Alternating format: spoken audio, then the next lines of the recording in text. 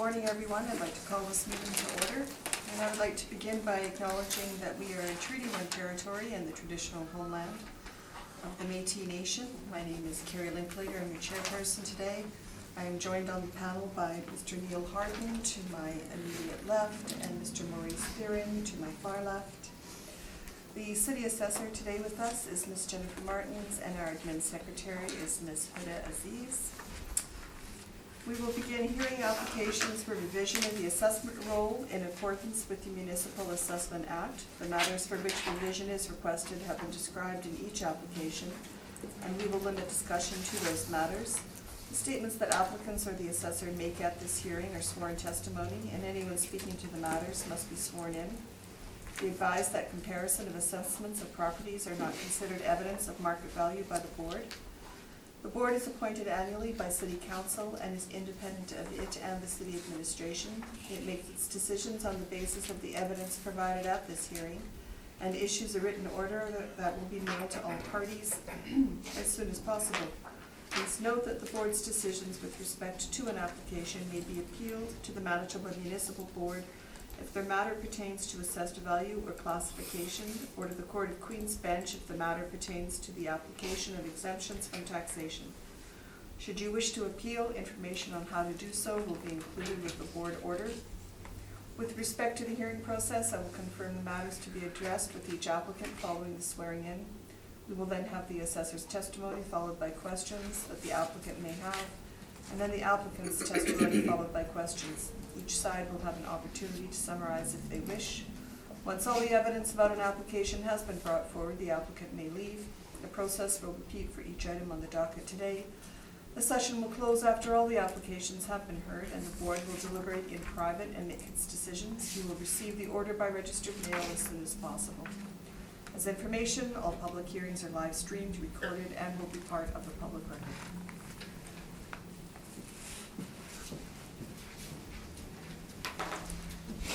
Would you like to swear in on the Bible? Please state your full name. Jennifer Martins. Do you swear the evidence you represent is the truth, the whole truth, and nothing but the truth, so help you God? I do. Thank you. Would you like to swear in on the Bible? Please state your full name. Jared Stewart. Do you swear the evidence you represent is the truth, the whole truth, and nothing but the truth, so help you God? I do. Thank you. Thank you.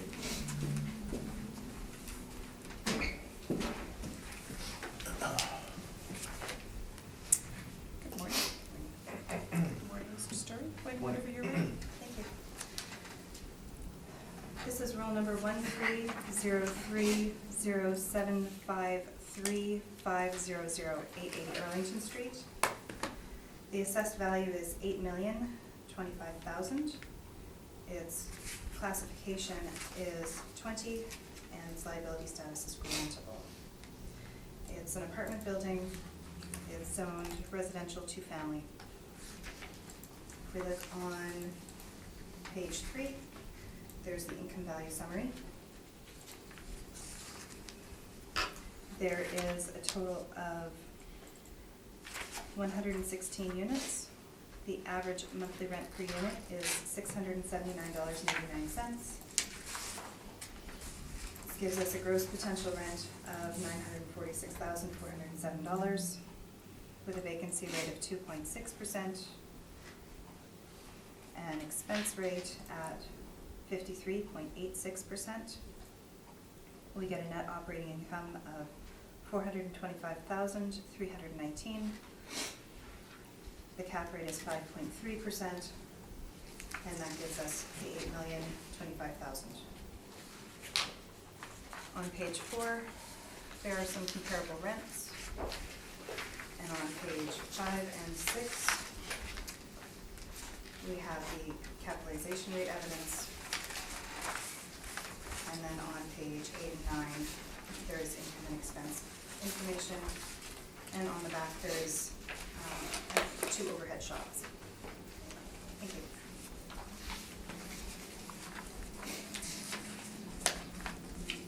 Thank you. Questions? Yes, I do. Thank you. Okay, 880 Arlington. So this is the Daniel McIntyre neighborhood in the inner city, is that correct? Yes. Okay. And the owner of the property is Manitoba Housing, is that correct?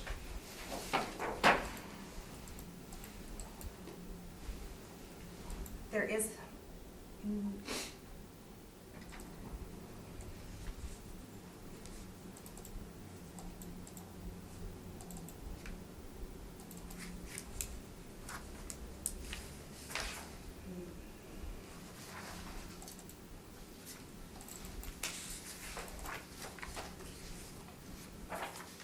No, You're the owner at the reference date was Manitoba Housing, is that Yes. correct? Okay, so for the purpose of this exercise, the owner at the reference date was Manitoba Housing. And it's now, there's an arm's length sale non-arm's length sale after the reference date, to the Bethany group. That's a faith-based group who's connected to the Mennonite Church. So, which brings me to my next question.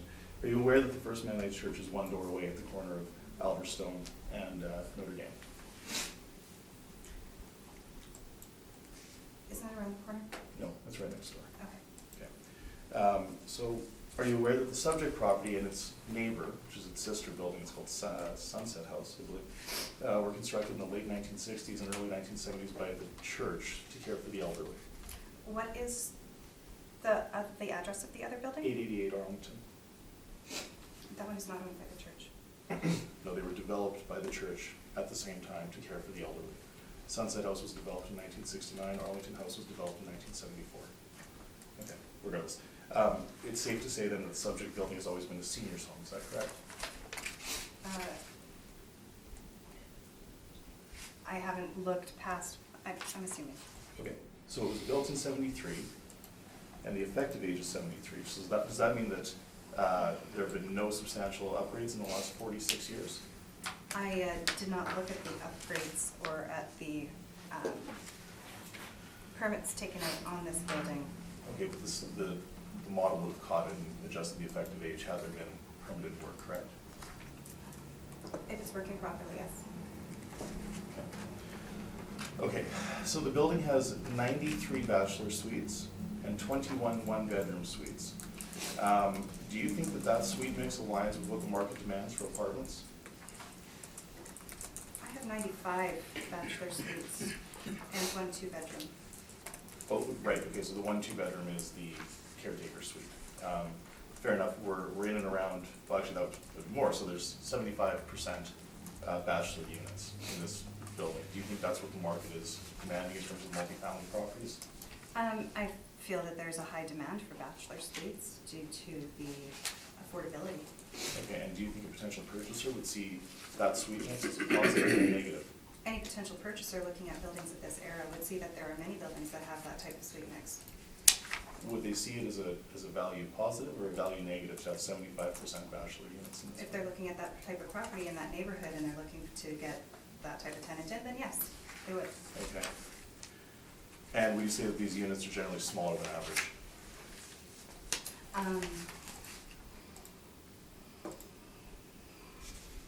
Sorry, I don't have the square footage right in front of me, I'm not sure. Oh, Yeah, hang on. about 563 square feet per unit. They're a little bit smaller, but they are, they fall in line with the other seniors housing that we have, which there is a high demand for. Okay, but we're talking about this asset performing on the free and open market, if somebody were to purchase it and have it perform like a regular apartment building, right? I think seniors live in regular apartments and there's a high demand for seniors as we have an aging population. Okay. So are you aware that the suites are not individually metered for utilities? I was not aware. Okay. So the city lists 10 outdoor parking stalls, is that correct?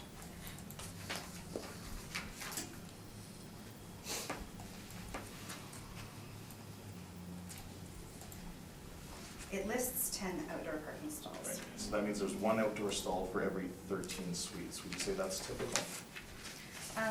Depending on the neighborhood that you're in. Okay, would you say a purchaser would consider this a positive or a negative? Considering the expense of maintaining parking lots, it would depend on the purchaser and on the suite mix. And I think in this neighborhood, with this age group, and if you're looking at with a high population of bachelor suites and potentially moving towards the type of population that you're getting in there, if you're looking at seniors, yes, this would be a positive because a lot of So people. lack of parking is a positive.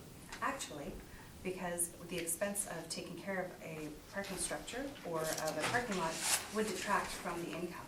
Okay, so you're aware that the every year the city puts out a document called the Valuation of Income Producing Properties, correct? Mhm. Okay, and one of the negative, somebody point out as being a negative is the amount of parking. So are you Yes. suggesting that this document is saying that more parking is a negative and less parking is a positive? Previous board decisions have shown that parking lots cause a great deal of expense, especially in buildings of this Raise age. revenue, right? They do Right. have revenue, but they also have expenses associated with them, Okay. which especially in this neighborhood would be very tough to get back from the units. Okay. Okay. Fair enough. Have you visited this property? No, I have not. Okay. So the assessment detail sheet says here that this is on an internal corner, and the model sees an internal corner as a value positive, correct? I haven't analyzed the model as far as internal corners and how they benefit or do Okay, not it's listed benefit. as a site influence, so that would be considered a value positive, would it not? The internal corner? I haven't looked at it, so I'm not sure if that's a positive or a negative. Is this building on an internal corner? If you flip to your brief, you can take a look at it. It's clearly not on a corner, let alone an internal corner. Okay. It's on Arlington. One building off of Arlington and Notre Dame. Okay, so you haven't visited the building, but do you have any thoughts on whether the building's exterior condition is in good, fair, or poor condition? I would say it's in average condition for the building, for the age, and for the neighborhood. For the age of the neighborhood, okay. So are you aware of any significant maintenance issues facing this property? None have been brought to my attention. Okay, so you're not aware that the owner has had an engineering firm prepare a report that suggests that there's about $3 million worth of upgrades that need to be done? How would I be aware of that? I don't know, I'm asking you if you're aware of it. No, okay, fair enough. Well, it does. And would you say that deferred maintenance is a typical issue that faces social housing properties? I would say frequently it is. Okay, so one of the issues is that the balconies and canopies require over $300,000 in immediate repairs. Now, do you notice that this building only has balconies on the south side? Okay.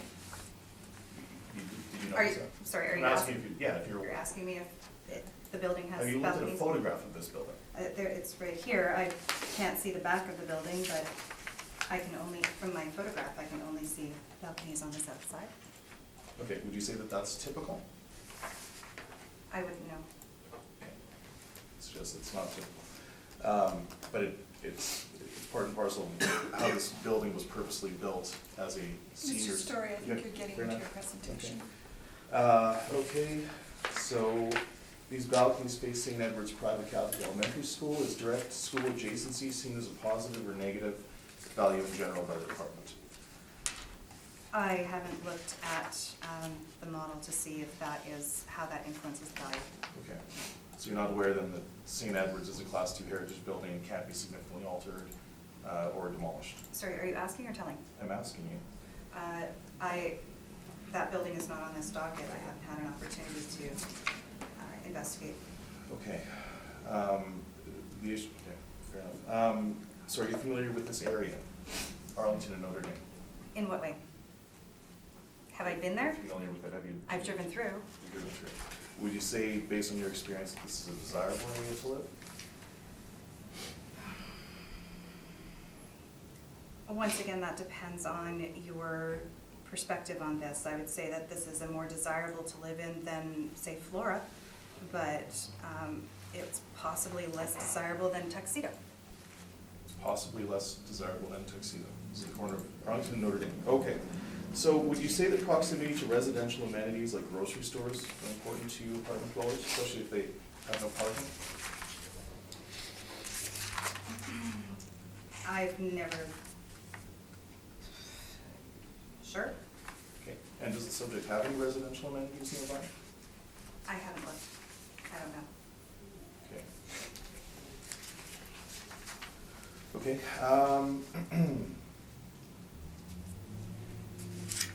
so again, we're in Daniel McIntyre. I've included in my presentation the census, so you can see the profile of the neighborhood.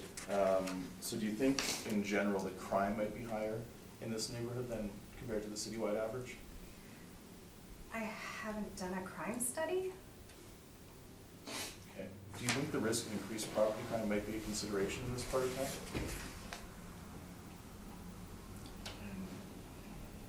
Mr. Story, I'm going to suggest that some of your questioning is out of the realm of the knowledge We're of talking the about an assessor. occasional adjustment to the cap rate, so I do want to get this. Okay, well, that can be part of your presentation. Okay, fair enough. Okay, so, let's go to page 3 of your workup. Now, I'm not going to question the model rents, but I will ask, this cap rate is model generated, is that correct? Yes, it is. Okay, and given the site-specific issues facing this property, did you overwrite it at all, or did you just accept the number that came through the model? This capitalization rate is model. I'm sorry? It's model. It's modeled? Okay, and does this location have a premium on the cap rate? It's not one of the ones that comes to my mind, so I did not double check that. Okay. Okay. Okay, so let's go to your cap rate study, please.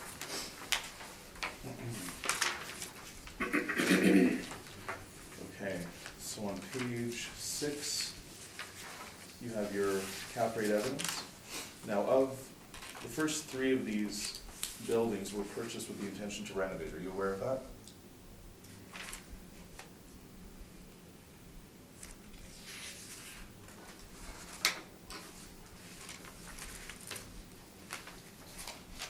Just a moment.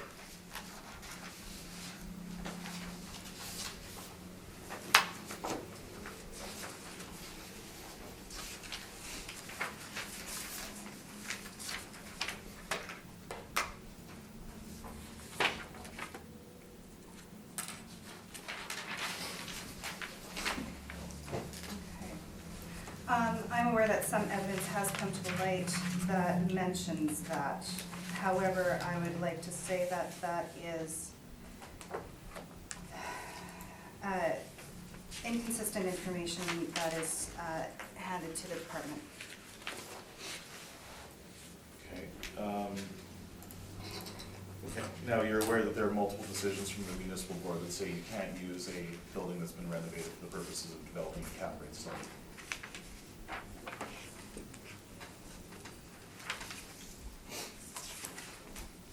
I'm aware that there's a difference of opinion in regards to the ability to use properties that are purchased for renovation. Okay. So, and I have that in my rebuttal evidence, but that's part of my presentation. So all we're really considering here is 333 Ward, which is in the South St. Patel River Park South neighborhood. Would you say that 333 Ward is in any way similar to 880 Arlington?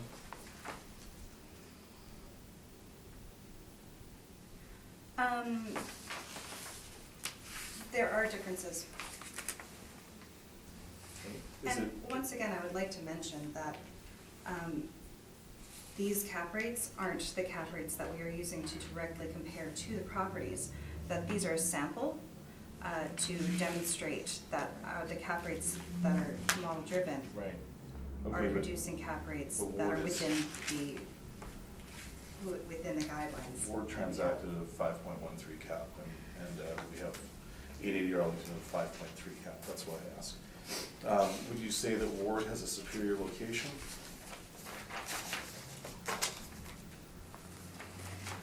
It depends on what you want. Okay. What about the quality of the building? You know what, I haven't inspected one. Okay, do you know offhand how many bachelor suites or one-bedroom suites Ward has? No, I don't. Okay, so you're not aware that Ward only has 2 and 3-bedroom suites. Okay, would you say it's superior in terms of the unit size? Mr. Story, I'm just gonna say, Ms. Martins has already stated that we're not using Ward as a direct comparison. Okay. Sorry, if you could just move on with your question. Okay, I suppose those are my questions then. And actually, before we proceed, on this property, you had checked off liability to taxation and the classification of the property? I would have to check on that. I'm not sure, I didn't pull out the application, so. But I believe that it is grant in lieu, so that we should be, Sorry, so these are. the liability is grant, right? Right, but, so you've got classification of property checked off? I'm not sure,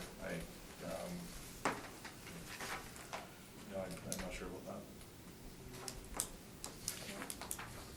Well, we're gonna have to have a recess and we're gonna have to check it out before we, Okay. okay, Yeah, no. the end of.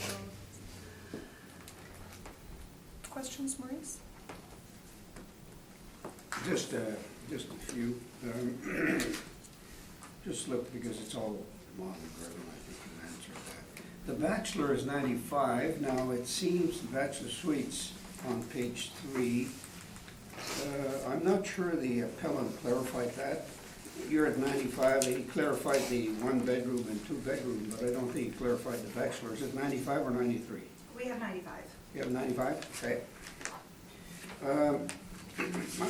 I always try to look at the mailer, and obviously, I'm trying to see that there's obviously quite a disconnect here, because page 8 of the mailer, I don't know if you looked at it or not, and your assessment shows total revenue at $495,000. And then I just want clarification, and That's- you're at 946, so obviously there's. That's because with Manitoba Housing, they take their income on an as can pay basis. As can pay. Yes. So it means that. So it's not market rents. Oh, so because they wrote market rent, so that's my question. They No, wrote it's- market rent in line 41,111. So that's why I was a little confused here. Yes, no, it's not actually market rent, it's on an as can pay. Okay, that's Sorry, all I have, Madam Chair. ability to Thank you. Thank you. Just on the financials, did you check to see whether for the expenses, the model was coming close to what was being declared by the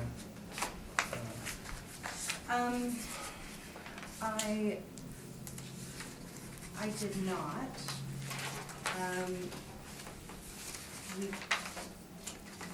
No, I did not. Okay. But you would agree then that the expenses though are not affected by the status of the housing, and the expenses are the expenses? Yes, usually with Manitoba Housing, the expenses are lower than standard buildings. In this one, that does not seem to be the case. Okay, thank you. Thank you, and I have no questions. Would you like to proceed with your presentation? Okay, thank you very much. Now some rebuttal evidence. Pass over to you.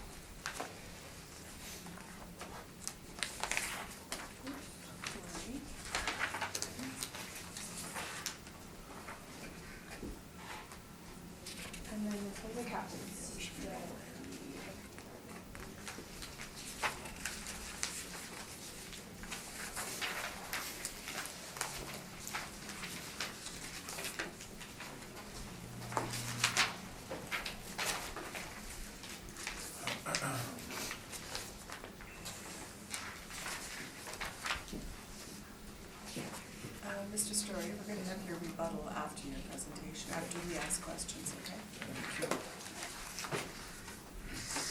Shall we proceed? Like to proceed? Okay, thank you. Okay, so 880 Arlington Street, Arlington House. The subject property is located one building off of the southwest corner of Arlington Street in Notre Dame. This is in the Daniel McIntyre neighborhood, and it's right on the border of the West Alexander neighborhood. The improvement is an 11-story structure built in 1973 with no significant upgrades. And it's presently being used by Manitoba Housing as a seniors housing complex. The site size, according to the city of Winnipeg, is 24,272 square feet and is zoned R2. Subject property has a total of 93 bachelor units and 21 one-bedroom suites. Some of the units have full kitchens, while some are equipped with only small kitchenettes. And I checked that with the owner, and that's 35 only have kitchenettes.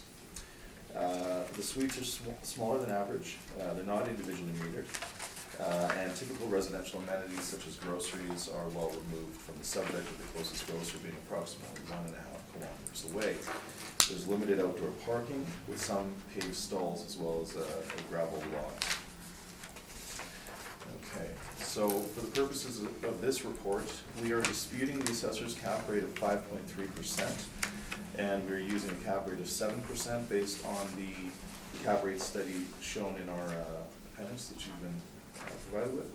Now, I've applied a premium of 1% to our cap rate to capture the inherent risks with social housing as well as the neighborhood. So the resulting market value as of April 1, 2018 is therefore $4,609,002. Rounded to $4,609,000. Now, come with me to page 6, please.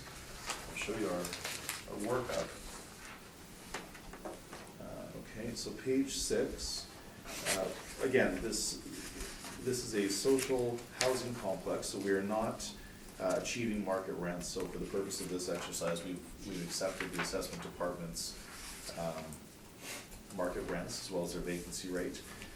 So we're in agreement up to the EGI at 921,800, but we have included stabilized expenses in order to come to an appropriate net operating income.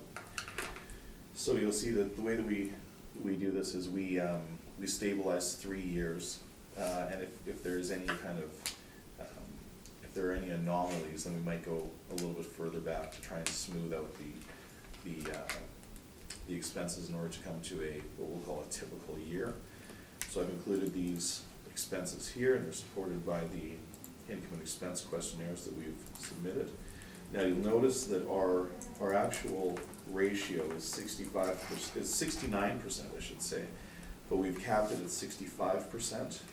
That's based on precedent. We don't have income and expense ratios that are permitted to go over 65, though the actual is 69, bringing us to an NOI of $322,630, capitalized with a 7% cap rate, bringing us to an indicated market value for 2020, for the 2020 assessment cycle based on the April 1, 2018 reference period of $4,609,002. Follow me to page 9, provide some photos.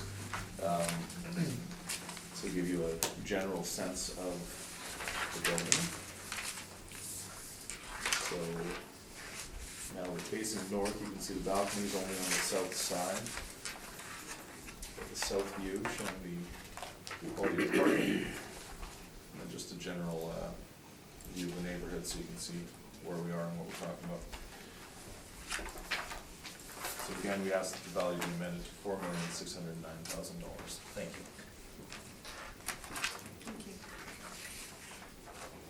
Questions, Ms. Clinton? Yes. So, are there currently tenants in this building? Yes, there are.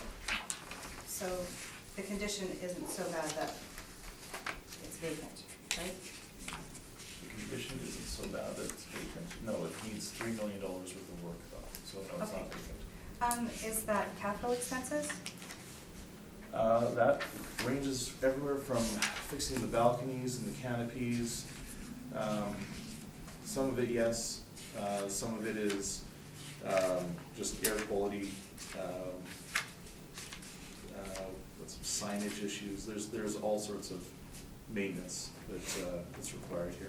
Okay, so some of these expenses, the 3 million, should be amortized over an extended period of time, not just applied to the 2020 Right, and assessment? that's what they've done. They've planned to, for example, the elevators don't meet accessibility codes at this point, which is an issue in terms of seniors housing clearly. So, yes, some of those expenses will be amortized, but as a general present physical condition of the building, it needs a great deal of work.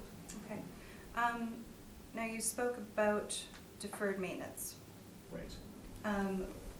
In general, what is a usual acceptable range of expense for repair and maintenance per unit? Well, this doesn't act as doesn't perform as a general department. The problem with not-for-profit is that there's no profit, so maintenance becomes deferred over years and years, and that's why we had a premium to the cap rate. Okay. If a building has been, yeah. Okay, so there's premium to the cap rate based on the deferred maintenance? Based on One. the fact that it's always been social housing. It was built to be social housing, and it has been social housing for the past 46 years with substantial efforts. Okay, now on the stabilized income here, income and expense, what is the deferred maintenance, what is the repair and maintenance per unit on this one? Repair and maintenance per unit, we have.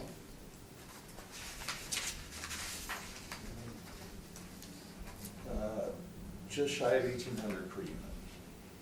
Okay. 1794. Now, do you know what the maintenance per unit expenses are on any of your properties that are used in the capitalization rate study for Altus? I'm sorry, say that again? In your cap Yeah. rate, Yeah.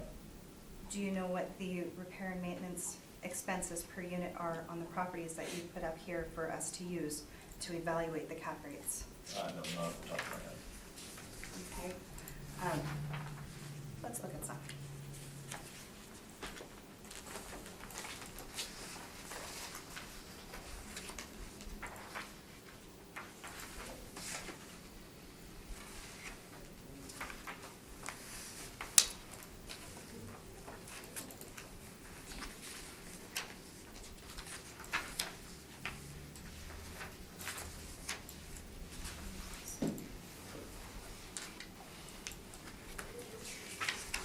I have a list, and we've got that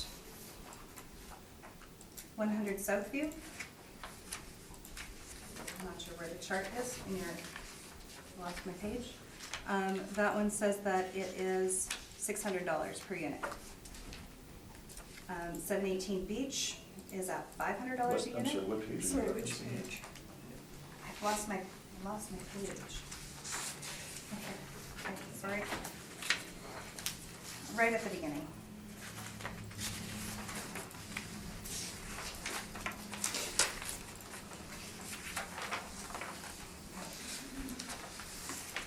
So 100 Southview is on page 14.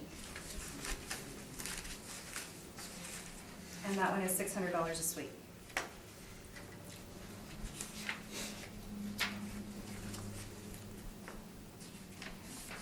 And if we go back one page to 13, we have 718 Beach at $500 a suite.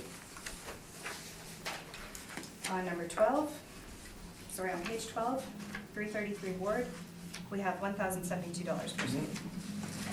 Are these Manitoba housing properties? No, they're not. Okay, so having $1,794.93 per unit, Right.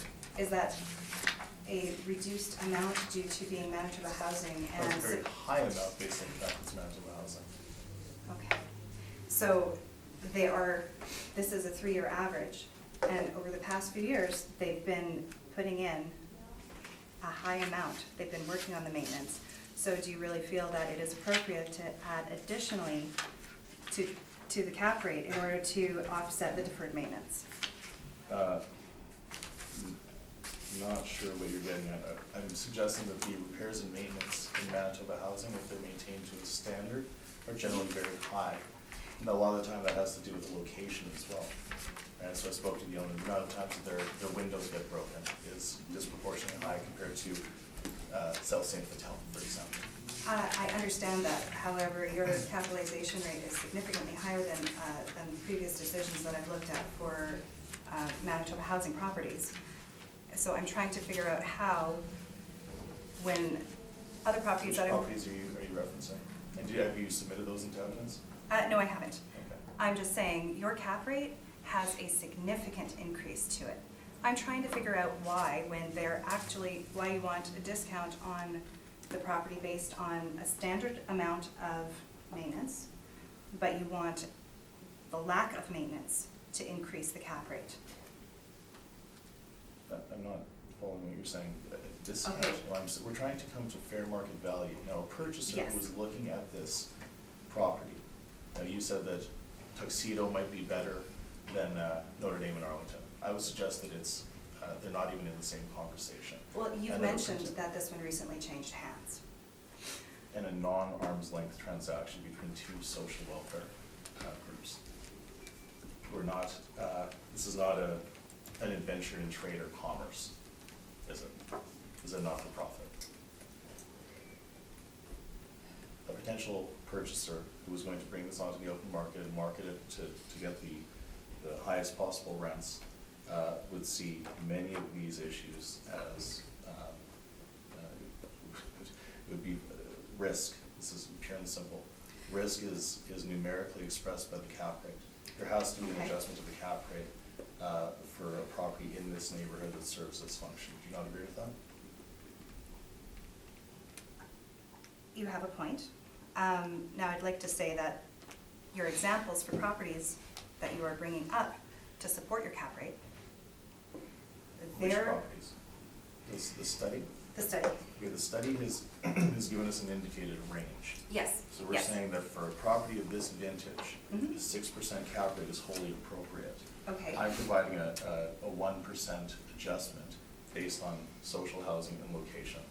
and you are also saying that an appropriate expense for repair and maintenance for these properties is $332, $1,003, $750, $432, $500, $469 per month per unit, or, sorry, per unit. You haven't given us any information in your cap rate study about repair and maintenance, about anything really. You just We're not said- discussing my cap rates, we're Mhm. discussing your cap rate at the moment. Fair enough. So I'm saying that this amount of repair and maintenance will significantly bring down your will significantly bring down your net operating income. And then you want to These are significantly. real costs, these are real expenses. They're not modeled. These are actual expenses. This is what we need to spend to subtend this asset. Okay. And you're saying that for your cap rate study, Uh-huh. that the appropriate repair and maintenance costs here are significantly lower, Okay, but building the based building- on your repair and maintenance, the lack of maintenance, based on triple roughly, the expense, that you would still like an additional decrease to the market value based on that influencing your cap rate. No, I'm saying that the cap rate, a building of this vintage should have a cap rate of 6%. There should be some consideration taken to the fact that it's used for social housing and that it is in a inferior location. That's what I'm suggesting. The location is taken into account in regards to the model, so that already has been applied to it. And by what adjustment? What adjustment has been applied? I'm not part of the modeling group. I'm going to suggest, right, this has been, Thank you. yeah, thank you, that's an answer. Did you have further questions? No. Okay. Mr. Tiro? Yes, I do. We're on the appellant's presentation here, Madam Chair. Did you inspect this property? I did an exterior inspection, I have photos, and I interviewed the owner. So you did not go inside Not go inside. to look at the situation, its No, but I its do have condition? photos and I can have them out to you if you'd like to see them. Yeah, but my question was, did you inspect it? And you told me the exterior, Yes. okay? Number 2 on my list here, bachelor, the city says 95, you got 93, where did you get your figure? From the owner. From the owner? Correct. So any documentation to back that up or not? No, but I mean, No, okay. if you want to say that it's 95 bachelors, that's fine. Well, that's fine, it's just, when there's difference Sure, yeah. in data, we should know that. Fair enough. 3, did you look at the mailer to come up with your figures here? No. Or you No. did not? Well, to come up with the expenses, yes. Expenses, Yes. okay, which makes me come up with the next question. Okay. You accepted the city's actuals for income. We have to, Did you, why you have to? because we're going for. No, these but are my sub-market question rates. was, did you do your own assessment of what the income should be if we're talking about market? We sure- What I'm trying to say, you accepted the city's income, but Right. did you do your own work to determine what the actual market value is for that building? Because you've accepted that, but Right. then you don't accept the expenses. So I'm trying to say, if we're working on actuals, I'm trying to see actuals both sides, Okay. okay? It's rent geared to income, so that's the issue. So if we were to use the actual rent geared to income, we'd end up with a negative NOI. So then that becomes a whole question about highest and best use. So that's not the methodology we use. We try and find what the market value would be. So we have to accept the city's. So you're market satisfied with the city's income approach here, but not their expenses in that? price. The expense ratio is not appropriate given this site-specific building. The whole point of this exercise is to do a site-specific analysis Mhm. on this Well, building. that's why I was back to income too, so. Yeah, no, fair enough, but because it's rent geared to income, you can't rely on that because we'll end up with a negative NOI. Okay, thank you, Madam Chair. Thank you, Mr. Hanley. Okay, does this building operate a shuttle service for seniors No, it to does take not. them? No. Doesn't? Okay. Secondly,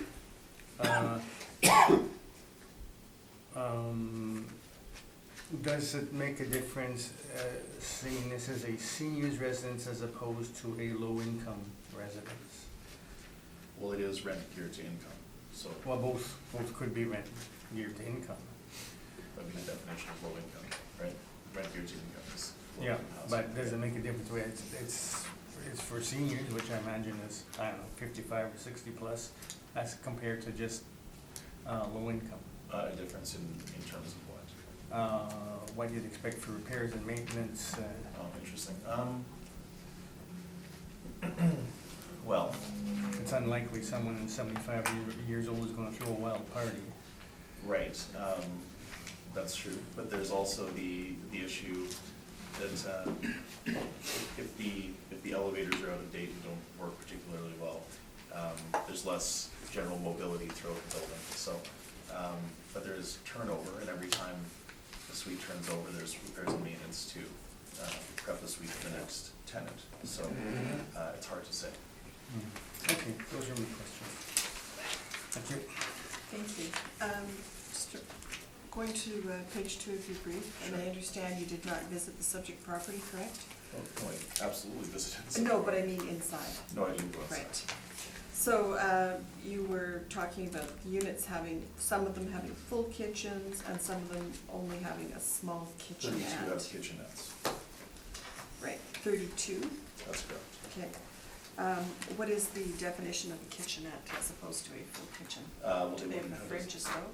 They would have almost like a bar fridge is my understanding, a small fridge. They don't have a stove.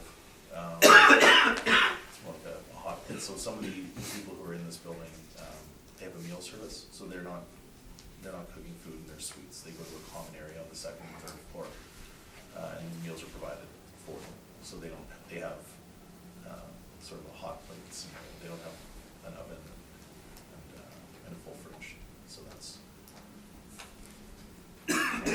Sorry, did you just say meals are being provided for them? In some cases, yeah, second and third floor. There are some people who are in assisted living. Okay. And just in regards to this 1% you've added onto your cap rate, sorry, and I'm going to use the word arbitrary, 1%, so why not 1.5 or? I think we're Because actually. it does seem Yeah, so like an arbitrary number. it's not arbitrary, it's, we have a methodology to this, too. We have 50 basis points for social housing that's consistent with what we do with all these assets. And then I applied a 50 basis point adjustment for the location. The location has, and the city's valuation manual actually would indicate that we might be low on that in terms of the unit mix, lack of parking, the site influences, the lack of amenities, the region, the year built, the quality. So all of those are negative for this property. So I think we're actually probably conservative by only applying a 1% increase. Okay. Thank you, that's all my questions. You wanted rebuttal on cap rate, or? Well, I think we've said it all here. But I will provide you with photos for, to get a better sense of the interior. And I've also provided photos of Ward, so you can see based on our earlier discussion.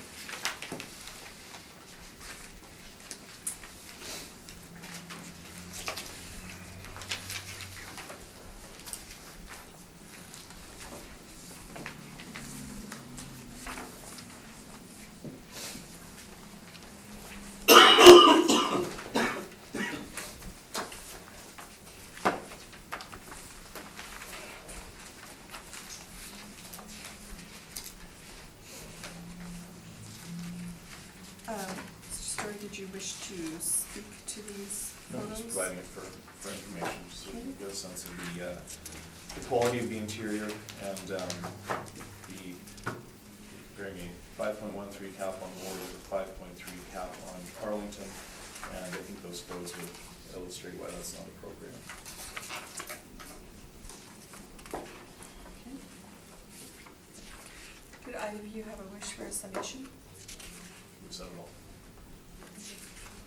I'm just gonna take a 5-minute break to, Sure. and we will reconvene this hearing, and Ms. Martins, whenever you're ready to start us off. Okay, swear. Yeah. Would you like the Bible or to affirm? Please state your full name. And you from the evidence you're about to tell the truth, the whole truth, and nothing but the truth. Thank you.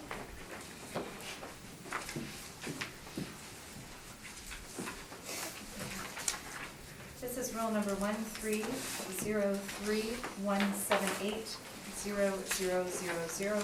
The address is 765 Ellis Avenue. The assessed value is $2,679,000. This is an apartment building built in 1956. It is zoned C2 community. If we look on, page 2, we see that there is a sale. The registration date of the sale is September 4th, 2017. Consideration is $2,600,000. Page 3, we have some comparable rents. Page 4, we have the income workup. There are 33 suites, 12 one-bedroom, 21 two-bedroom. The average monthly rent per suite is $797.83. This gives us a potential gross income of $315,941, with a vacancy at 2.6% and expenses at 53.86% and a cap of 5.3. We come up to our value of $2,679,000.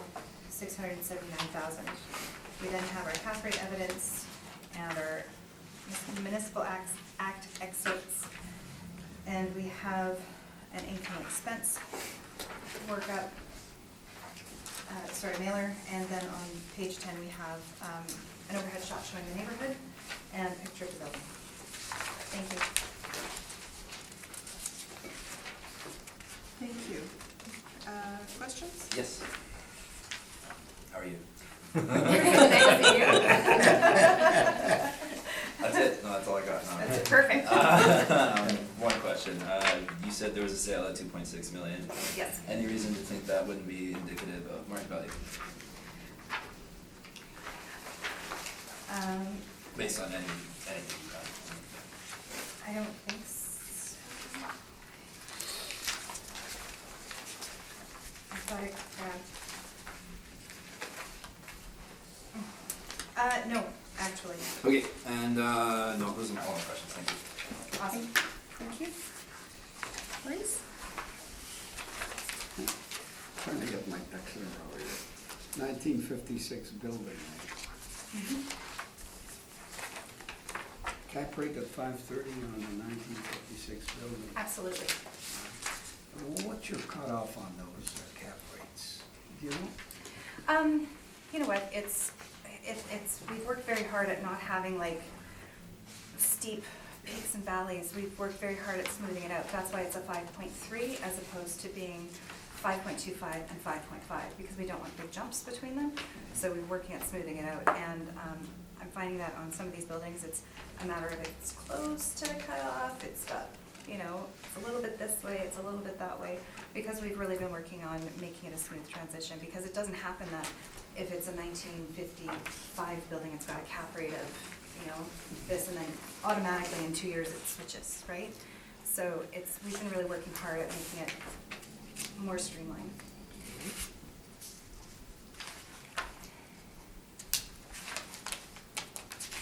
That's all. So the sale at arm's length, as far as you know? As far as I know. As far as you know, but you haven't investigated it, No, I haven't, but somebody from my department did.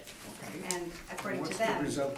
according to them, it is an arm's length sale that we are including in our analysis. Okay, that's all, Madam Chair, thank you. Thank you. Mr. Allen? Okay, turn to page 2, when I was looking through your document to see if they had any financial statements, but do I take it this blank on the status thing on the mailer says that they've never returned the mailer? No, actually the opposite. If there's, if they're returning it late, or then we don't have a concern, especially since this is a new owner. Yeah, that was going to be my 2017. next question. Is that the reason why you're not asking for, I mean, I was looking for the, They gave, this is their mailer. So we have their mailer. It's only for 1 month, but that's okay, the so most that that's we. the new owners, yeah. Yes, that's the most that we can expect from the new owner. Did I miss that? On page 8 and 9. There is no page in there. No, we don't have the mailer. I do. That one only goes to 6. Mine goes up to 8. Mine goes up to 8, but Oh. no mailer. What? That's why I was wondering, no More mailer questions shown. than that. I got one. Yes, I'd like to request. I got this. Yeah, see, Got it? Maurice has it. Yeah, There we go. How come you're so privileged? I guess because I'm Sorry. more I thought I important. was seeing things when you said mailer, I was like, what? I don't know how Is that's. your page, what's your page There must have 8? been a problem with. Your page That's my page 8. Oh, I got a 9 and a Is 10. that, are we at the same property, 7? Oh, hopefully it is. Ellis? Yes, 765 765 Alice, Alice. yeah. Yep, that's what I have. Yes. Can you email me a copy of that? Sure. Thanks. That was, I did not see a mailer and seeing the bank and the status, I was wondering about, I always like to look at the actuals and compare it to the model. Yeah, no, they were only able to this 1 month. Okay. All right, thank you. No other questions at this time. So Ms. Martins, you didn't have a chance to inspect the property? No, I did not. Okay. So, and this has an actual and effective year of 1956? Yes. So it's 63 years old? So are we to assume then with an effective age of 56 that there's been no upgrades to this building? No upgrades that we've put into our system. Okay. So you have no permits, nothing of that nature in the file? No. Do you know when the last time it was inspected? No. Okay. So you don't know if it's got turquoise and pink bathrooms or just wondering because of the age. I like those robin egg blue bathtubs. Lime green I think shag it's coming carpeting. back, actually. No, and with having only 1 month of I&E, we can't really determine if they've been doing repair and maintenance and everything. But we do have the sale price. And just going to ask, on page 5 of your brief, with your cap rate chart, can you just show us exactly where this is? I'm assuming this is a low rise. Is this, would this be considered a low rise B? All of our multifamily we have the multifamily cap rate. We have the range from, with the lowest being 4 and the highest being 7.3, our 20th percentile being 4.9, and our 80th percentile at 5.3. So we don't differentiate between them, so our model does not, it has little influences, but it's not set up in the way that others do. We have that listed out this way because the other companies do. And it wouldn't be fair for us to show their numbers on our chart all in one line. Right. Okay, so the city has there's no difference to the city then between any of those categories then? So you've got them all rated as the same ones. There's just, we don't classify it that way. These are all just apartment buildings. Right. There are differences within the model, but we don't have them listed here. It's all one puck. It's pucked as RESAP. Okay. And we don't have the differences in that way. So do you have a cutoff here for cap rate in terms of, because this building is 63 years old, do you have like once the building achieves 60 or 65? We have age groupings, and we've been working very hard at making it so that when it comes close to an age, it's not, this year your cap rate is 5.3, and wait, next year it'll be 7, right? Like we have so that there is more of a smoother transition. So we've been working at making it that way as opposed to being. So you don't have an age-specific date then as to when the cap rate is going to move? There's suggestions. There's age grouping suggestions, and that has been applied to this one already. Okay. Thank you. Would you like to go on with your presentation? Yeah, when we did our valuation, we only had 1 month as well. Our page 3 is the statement that we relied on. Obviously, expenses would have been very high that first month they took over. We had further discussions with the owner, and we would like to request the sale price of $2.6 million. When we first did it, we weren't sure if it was a purchase for renovation, which we know not to be necessarily a market driving factor. So the 2.6 could have been based on what they projected rents to be, but in reality, it was not a whole lot of work was going into it. So it was just a sale price based on it mostly as is. So for that reason, we're just requesting the $2.6 million. Thank you. Thank you. Questions?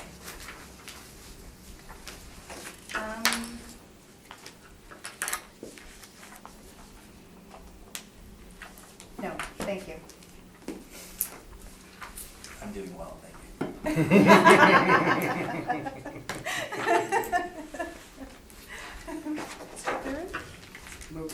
Well, maybe I'd give him a hard time. Go ahead. Thank you. I'm gonna impeach your evidence because you're sniffling and sneezing there. So you're not doing that well. I was just trying to get this clear. And our evidence was a little weird. Did you have a chance to visit this property? No. Generally, we don't visit apartments unless there's a reason to, because it's an invasion of privacy in our opinion. So you can't speak to the conditions? Not at this time, no. We generally speak to the owners, it's the best way to do it, please. Okay. And you're requesting a 6.25 cap rate? No, I'm requesting the sale. Just At the sale. 2.6, yeah, completely withdrawing that income. I mean, I'm leaving it there, but I'm not I'm asking you don't rely on that, because it was just on a 1 month income statement that we didn't have sufficient information for when we made this up. Okay. Thank you. I guess we're due for a little break here, Madam Chair, Could you, before we start. are you requesting a further break? This is the only page. 5 minutes. Oh. And we'll, I've done that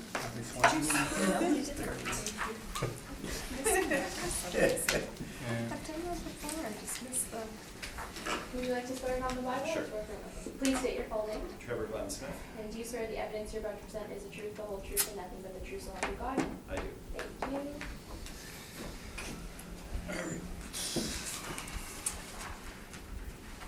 Okay. Good morning, Mr. Smith, and Good whenever morning. you're ready. Okay. This is roll number 13-096-112500. This is 340 Arlington Street. Our assessed value is $2,272,000. This is an apartment building.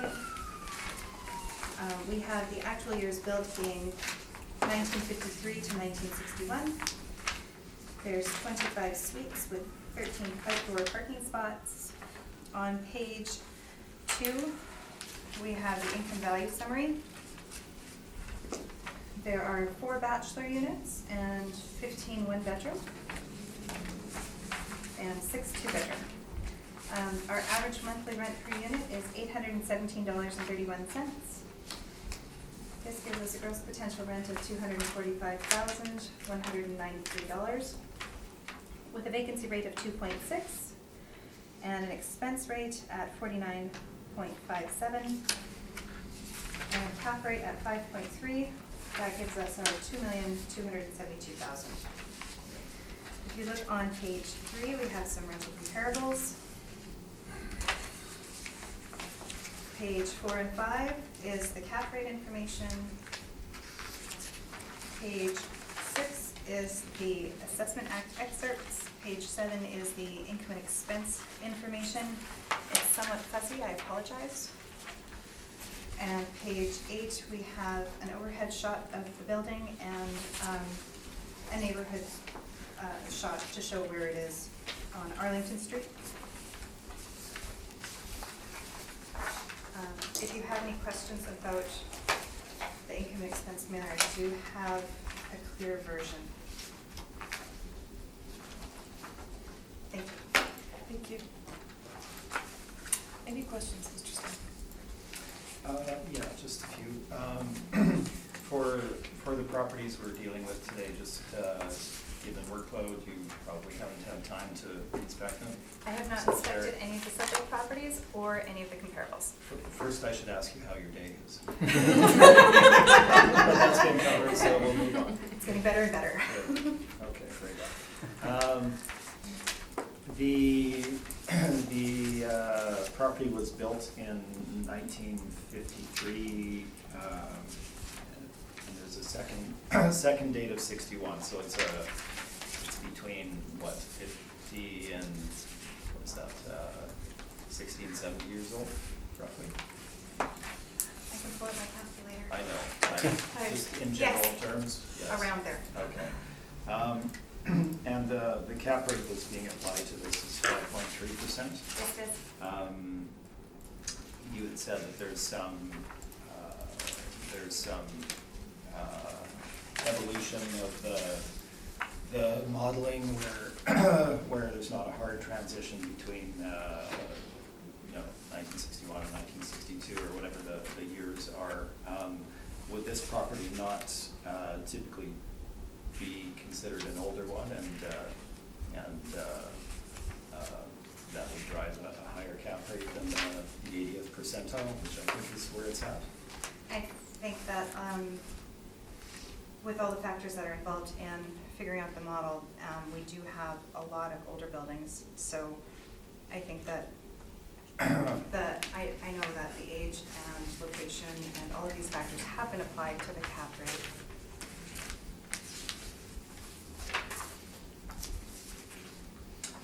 Okay. And the location of the property itself is essentially the west end, is that right? Yes. Okay.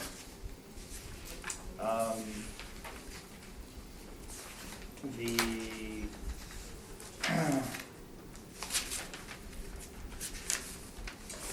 capitalization rate evidence, I have a rebuttal document that's for all the properties today. I don't know how and Yes. when you'd like to deal with that. Yes, after your presentation and after you ask questions, you can, Okay, those are all of my questions, thank you. thank you. Mr. Tyrion? Yes, I'm just looking at the mailer on page 7, obviously I can't It's read very the figure. blurry. I have Could it you, here one that's right okay, just give me the, I was looking at the total, the gross potential rent, or the total revenue on page 7, the right-hand column at the top. Can you tell me what that figure is? $241,324.12. Okay, that's what that is, 241? 241,324.12.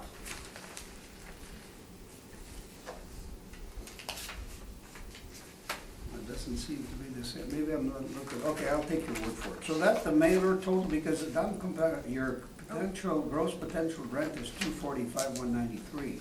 Oh, sorry, this is the wrong one. I'm sorry. Okay, because. Yes, it looks like 239,575. It's Yeah. 239? Sorry. Yes. Okay, 239,575 is your income on the, on the mailer? Looks like it. Yep. Did you look at the mailer at all and doing your review? I took a look at it. Okay, but you didn't analyze it, did you? I did not use it to change Okay. our income. Okay, and so is your work all model driven? Yes, it is. It is, okay. And remember too, when you're looking at where you place their vacancy and everything too. Yeah, I know, Yeah. it's hard to, you know, I can't really go through it, it depends what's in the expenses too. Yes. That's because- why I always like to see if there's been an analysis made, to see if it substantiates, if it helps or doesn't, or Because whatever. their total revenue looks more like our Yeah, gross but income. the rest doesn't look the same. Because they've got 239 and they've taken out the vacancy. And after you take out the vacancy for ours, it's So 238. you're at 238. Well, So almost it's ba- 239. It's bang on, actually. Pretty close. Yeah, okay. And on the expense side, well, I can't really figure that out either, so. Yes, and that's also, they've got their mortgage Okay. information is in there as well. Okay. So, but you haven't done an analysis of that to see if the figure coincides with your 49 point something expense ratio? No. Well, but if you look, theirs is 220 something, Well, and if we just take out their mortgage payments. yeah, Sorry, handy calculator.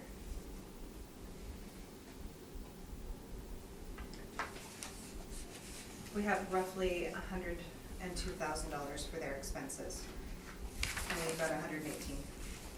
okay. So that might be a little different. Okay, that's all, Madam Chair, just trying to get a bit of a handle on this. Thank you. Thank you. Mr. Harden? Okay, so you're at the 80th percentile for your cap rate, Yes, and that's based on age and location? that's based on all the factors that we take into account, including age and location.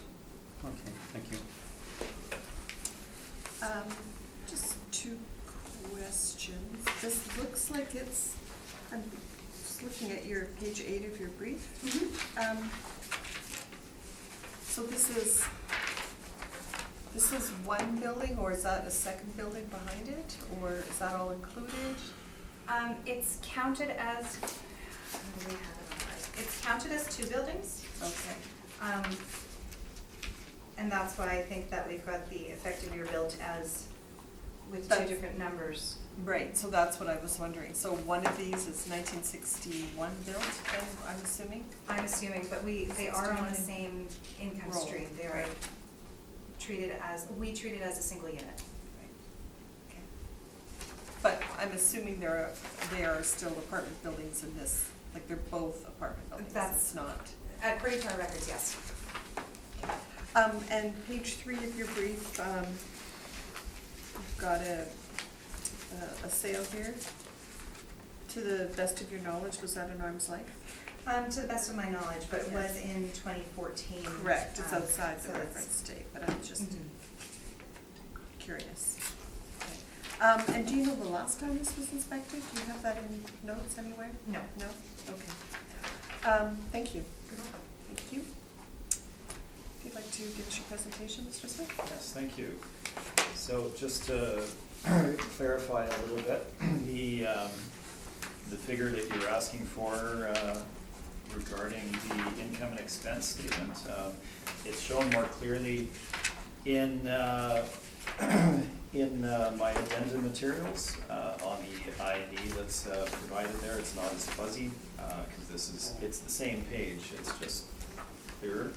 And the residential rent that was collected was $234,483.50, so slightly different than the 239. We're looking at $234,483 less $19 in discount rent for that particular location. In any case, moving on from that, the 340 Arlington Street, yes, there was a sale in 2014 at $1,750,000 as noted. The property, I'll get you to look at my page number 3, was actually built in 1953. The 1961 date is in reference to the garage building that is located behind. That is what the second building is. It's not actually in use due to poor condition at this point for that particular building. So the apartment building's at the front, and then the non-used garage portion is at the back of it. So that would make the building effectively 66 years old from the date of construction. The breakdown of the units is shown at the bottom of page number 3. We have 4 bachelor units, 15 one-beds, 6 two-beds, and a little bit more information for you there. We can move on to the photos of the property on the next number of pages here. You can see it's fairly basic in terms of the finishes. Many of them are original. There has been some replacement where required, as you can see in the one bathroom photo at the top of page 7. But it is certainly an older property, and the finishes are reflective of that, and of course the wear and tear of a property of that age is also indicative of a property that has seen a lot of use, essentially. The site description is shown on page number 9. You can see the aerial and the location as noted on page number 10 is in the west end area of Winnipeg. Obviously, area has an impact on a number of factors with regard to market value, including income and capitalization rate. Moving on to the valuation, we end up being very close, so we'll run through this relatively quickly. I was looking at rents as of the valuation date. We come in at $243,252, so slightly under what the city has projected. To that, we add the parking revenue from 2017 of just under $4,000, and that gives us $247,237 in gross potential income. To that, we've applied the 2.6% vacancy rate, which is a fair reflection of vacancy for the area and for the property. And we move into the expenses. We had 1 year history of expenses for the subject property. I've indicated that on page number 14. And you can see how we have stabilized that for the valuation date.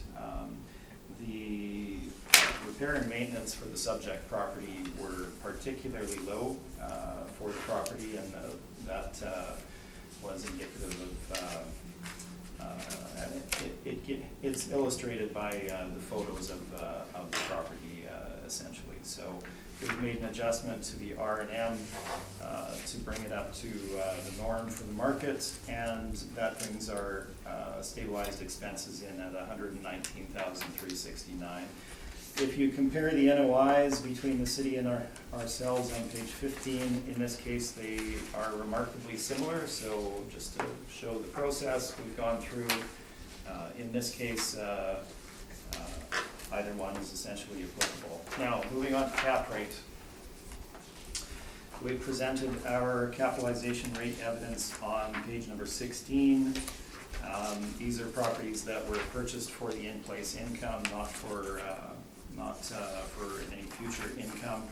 So the cap rates are representative of the property as of that date. You can see we have a range of a low of 5.44% for a 333 ward, which we've discussed extensively before the board before, up to a high of 6.65%.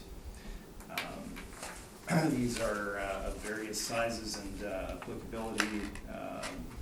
We're not relying on one particular cap rate with regard to the subject property or anything of that nature. It's to frame the appropriate cap rate for the subject. Now, looking at cap rates from the main commercial brokerages that publish studies on this, we have information from both Colliers and CB Richard Ellis with regard to multifamily cap rates between the 2016 and 2018 cycles. So essentially we're seeing a flat line as far as capitalization rates. We're not seeing a drop in true capitalization rates for investment grade properties.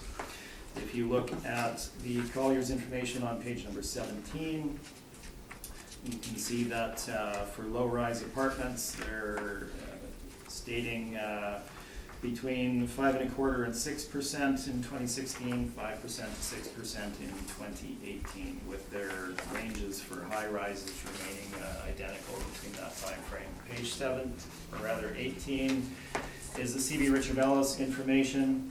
If you look at the Winnipeg column at the top for the Q4 2016, you can see the low-rise range between 5.5 and 6% for low-rise A, 5.75 to 6% for low-rise B.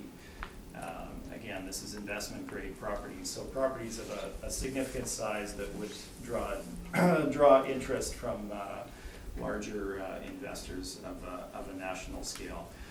The bottom chart in the bottom left hand is the 2018 figures. They're identical to the 2016 figures, and if you look at the chart at the bottom right hand corner, the very lowest line, the dark green one, indicates essentially a flat line with regard to apartment cap rates between, say, the 2013-14 years to the present time of Q1 2018.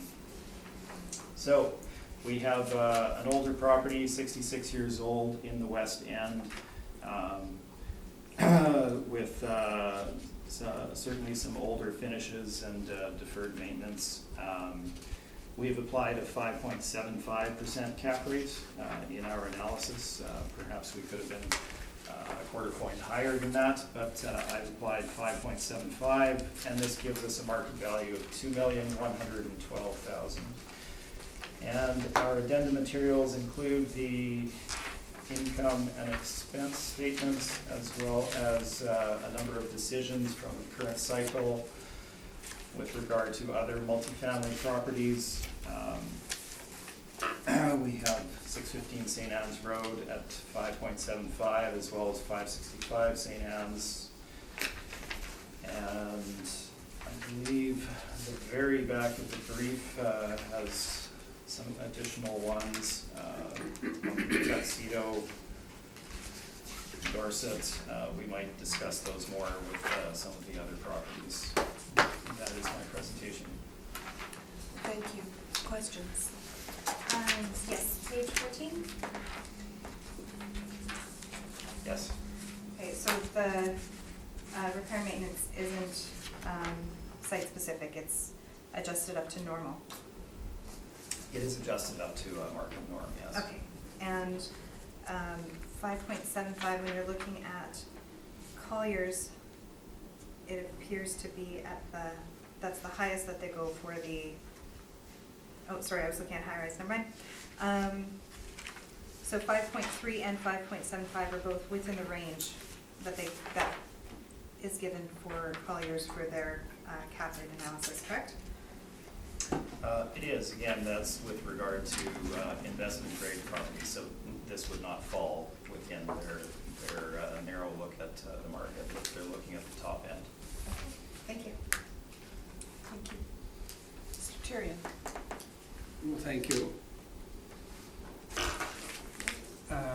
I just think there's probably a typo on your page 19. In your text portion, you say capitalization rate of 5.25 is considered reasonable and appropriate. That would be a typo. I thought so. I thank you for pointing it out for the world to see. Okay. But thank you. That's it. How was your day? It's okay. Mr. Smith, did you have a chance to inspect the property? I did, yes. Okay, good. These are your photos that you took? They are, yes. So, page 5, 6, and 7, then, they're indicative of what, I'm assuming that's one apartment building you've taken pictures of? It's not the same unit, Or one actually, no. suite? No, they're all different?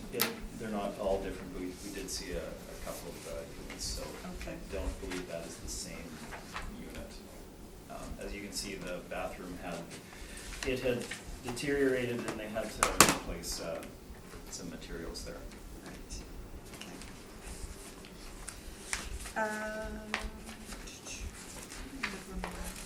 questions?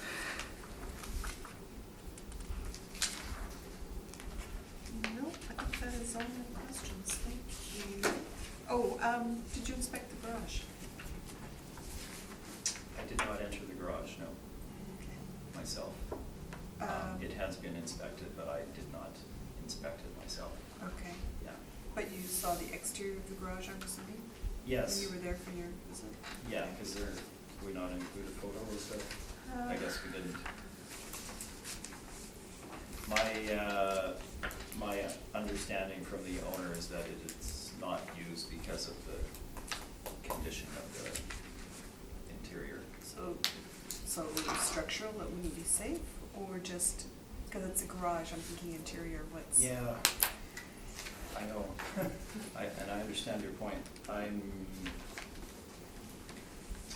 It was run down, but I don't recall I can't speak to, whether it was going to necessarily fall over or not. Okay.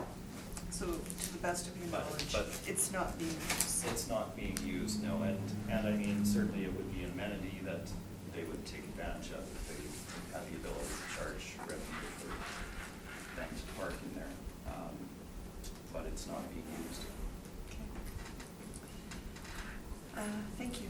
No, that's all my questions. Did you want to discuss the cap rate or no, or more? But I had rebuttal evidence that's for all of the properties with regard to the city's submission on cap rate. So whenever you want to deal with that, we can do it now at the beginning and not touch it again. I'm going to suggest we do it now while we're Fresh. still somewhat fresh.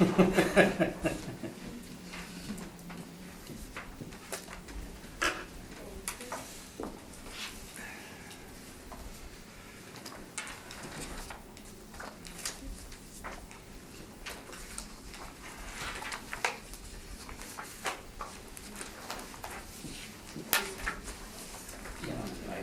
know how many you printed a bunch.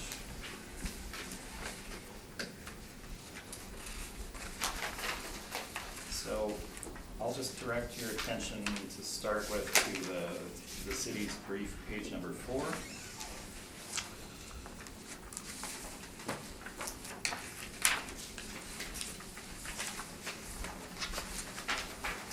And if we're all there, so the second paragraph, states ratio stats for the assessment of taxation department's income producing model satisfy the standards specified and set forth in the Standard on Ratio Studies approved April 2013, published by the International Association of Assessing Officers, the IAAO. So just with regard to that, if you look at my rebuttal evidence, first page is standard on verification and adjustment of sales, also by the IAAO. And if you look at the index, number 5 is sales verification, and the process to go through to verify sales, whether to be included or not. Number 5.10 under there is property characteristic changes. And then if you flip to what's numbered as page 13 at the bottom of that, so just beyond the index, 5.10 property characteristic changes states sales data files should reflect the physical characteristics of the property when sold. For ratio studies, if significant physical changes have occurred to the property between the date of sale and the appraisal date, the sale should not be included. The sale may still be valid for mass appraisal modeling by matching sale price to characteristics that existed on the date of sale. So that would be a huge adjustment, taking into account what the property was changed to. Not just physically, but economically as well. We're not dealing with homes here, we're dealing with economic assets. So it's the production of that building that would be changed, not just the physical structure, obviously. So what this is essentially saying is that properties that were purchased for that were renovated following purchase and purchased for renovation should not be included in the model, as they're specifically ruled out by this 5.10 property characteristic changes. So looking further on to the City of Winnipeg's brief cap rate evidence and the sales that are presented here, and I'm not going to go through this in great detail. This is publicly available information that we've gathered here. The first 3 properties, 191 Roche, 394 Talbot, and 285 Maxwell, they were all purchased for renovation and were subsequently renovated. If you look at what's numbered as page number 11 at the bottom here, 191 Roche, you can see that number 16 at the bottom there, it indicates that did you intend to make major repairs or improvement to the property? Yes, suite upgrades. So they intended to renovate the property, and that's clear from what they're indicating there. The following page indicates the low rents that were in the property at the time of purchase, and they have subsequently been increased since that time after it has been renovated. So they've changed the property and changed the economic production of it. So that property should not be included in the city's modeling as far as capitalization rates. Next property, 394 Talbot, again, publicly available information. The email from the property manager indicates the intention was to renovate the property upon sale by the purchaser. If you look at the following page, you can see that the rents are relatively low at the time of sale, and then if you look at the following advertisement, which is much more recent, you can see that the rents have been significantly increased based on the change to the structure. So that property as well would not fall within the guidelines. 285 Maxwell, similarly, the last page, property was purchased with the intent to renovate. Kitchens, bathrooms were renovated for the amount of money noted there. They are increasing the rents over a 3-year period. And again, you can see the lower rents at on the questionnaire as of the time of submission. So the first three properties on the city's cap rate evidence study are, while they're not specifically intended to be used to value this particular property or any of the others, the point that we're making here is that they shouldn't be included in the first place. So this is 3 properties out of 4 that are included in the cap rate evidence that's presented to the board. These are being included in the model when they shouldn't be, based on the IAAO standard, and essentially they are skewing down the capitalization rate study by their inclusion, because these properties are not purchased for the revenue they're generating, they're purchased for the return that the purchaser will get subsequent to renovating the property and increasing the rent. So what we're indicating is that the model is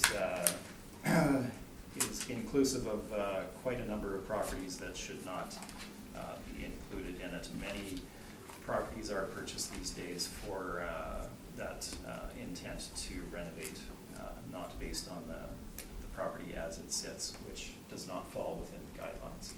And that is my rebuttal information. Thank you. Thank you. Did you have any questions, Ms. Brown? Yes.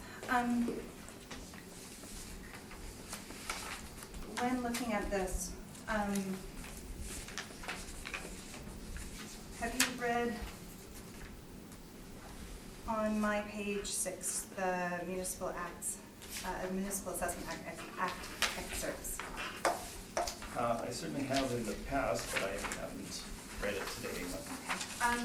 Let's just take one quick glance at section 54, 3.1, where in response to a request for information or documentation under clause 16(1)(c), a person provided information that was substantially at variance with information that he or she presented at hearing. The presiding officer of the board or panel may order that the information presented by the person at the hearing is not to be considered by the board or panel in making its decision. Now, when you look at your page 11, oh, sorry, no, page 14 Of the rebuttal? of the rebuttal. Now, with the one, you have the full income form that was the full sale mailer that was sent in. Right. And for this one, you have one page of the sales mailer, but you don't have the first page. The information submitted to the assessment department at the time that this sales mailer was sent in is at variance from what is in the email that is dated September 25th, 2019. At the time, the mailer stated that the repairs or improvements to the property was that they would be putting in a new insulated roof.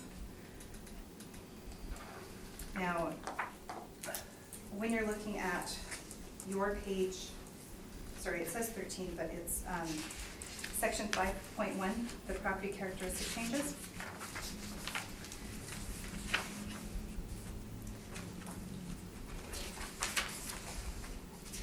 Now, when we're looking at something that we need consistency in application, we want to find out what constitutes significant change. So if we're talking about a new roof, would a new roof significantly change the amount of rent coming into a property?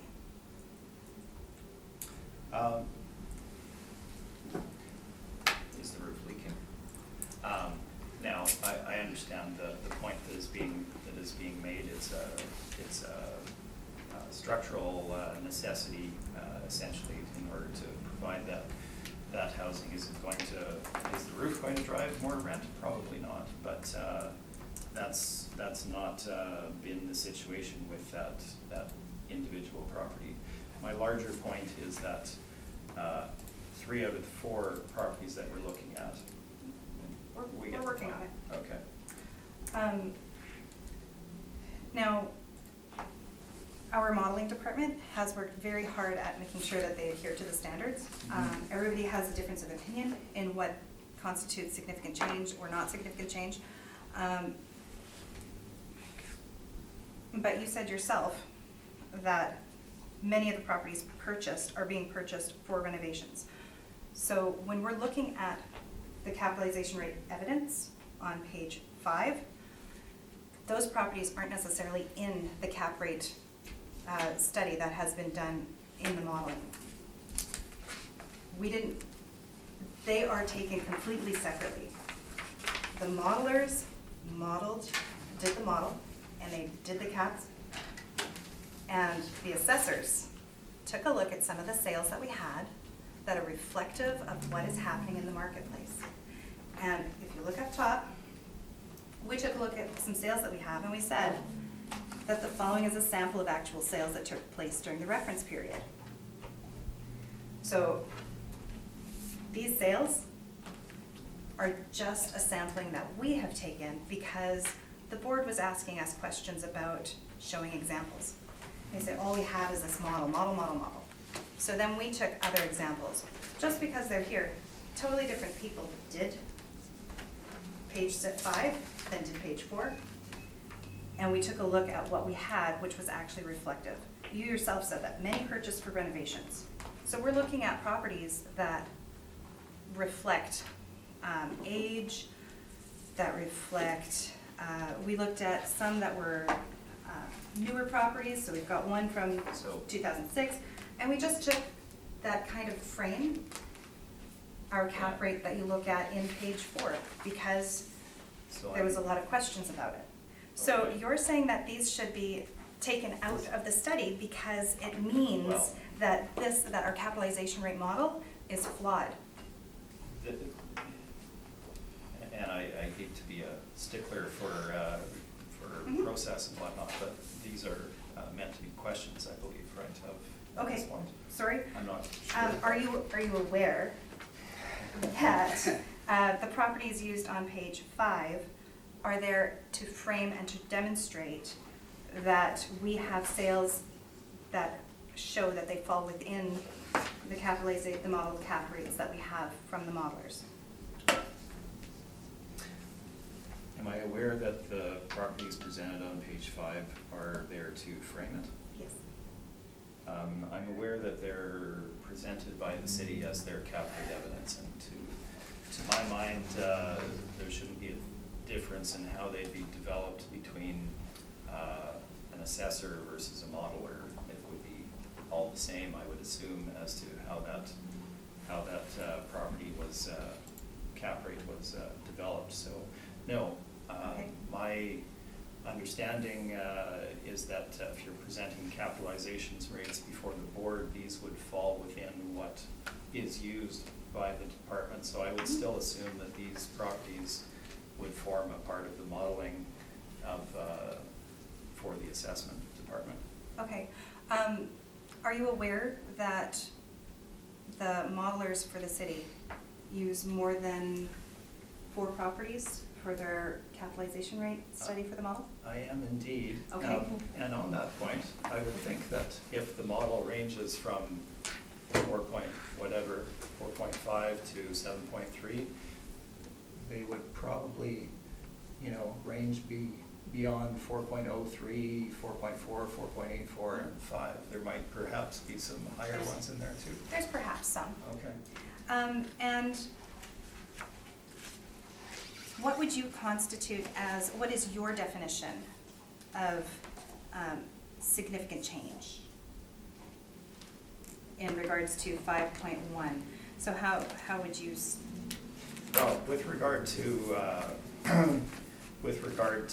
an income-producing property such as an apartment, and we're dealing with apartments, so with regard to an apartment, the significant changes, you know, they would be those items that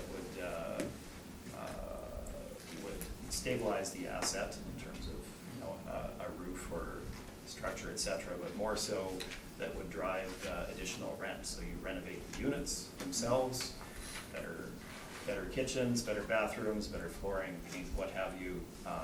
The rental structure changes, and the return to the new owner is significantly adjusted. So the point, while not specifically addressed in 5.10, this is more, its example is single family based, but the point is that the value of that property would not be the same. When you renovate the units and you generate more rent, then the property is significantly adjusted. So it's not a dollar figure necessarily, it's what it has done to the economic function of the property. okay. So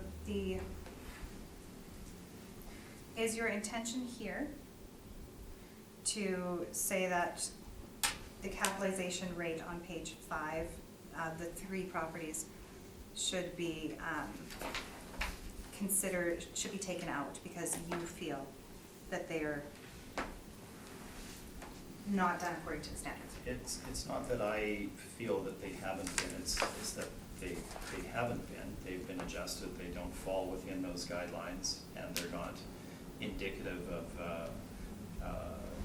of fair market evidence that should be relied upon by the city. So I'm not saying that those are the only ones you have, but if 3 of the 4 that are presented are of that nature, then it does lead one to questions about what else is included in the model.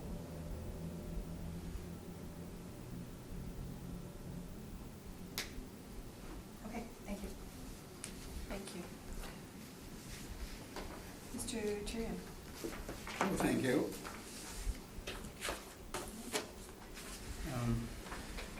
Let me just turn to your page 12.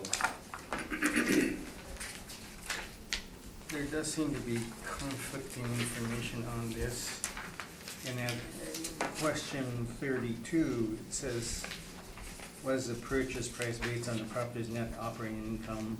And it says yes, and if yes, what cap rate did you assume was 5%? Mm-hmm.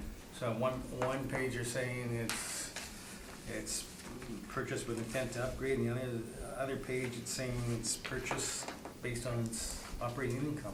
So, sorry, go ahead. So how do we reconcile those two conflicting reports? Right, so to start with, I'm not saying this is the owner's evidence. I don't represent this owner, it's just publicly available information. So they are looking at the narrow sphere of the questionnaire that's sent to them, right? So they're reading through it as an owner.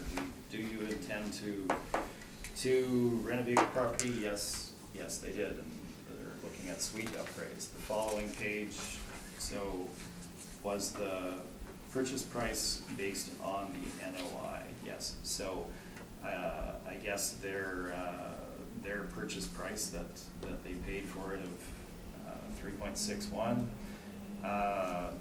was based on the NOI at that time, at the cap rate as they state as they fill it out. But that doesn't change the fact that they're intending to renovate it. And I do not represent this owner, so it's easy to look at these forms and not know exactly how they should be completed, what is material and what's not. Okay, thank you.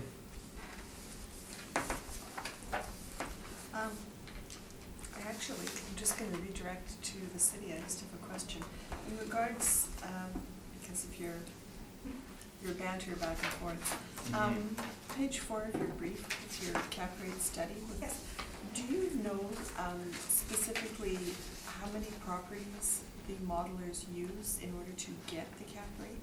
No, Okay. I'm not privy to that information. I know that it's not in the range of, a dozen. I know that they use a significant number of properties. And is that number not for public knowledge, or? No. Okay. I can't get that information, so. Yeah. Okay, fair enough. If she told us, she'd have to kill us. Maybe something pretty good right now.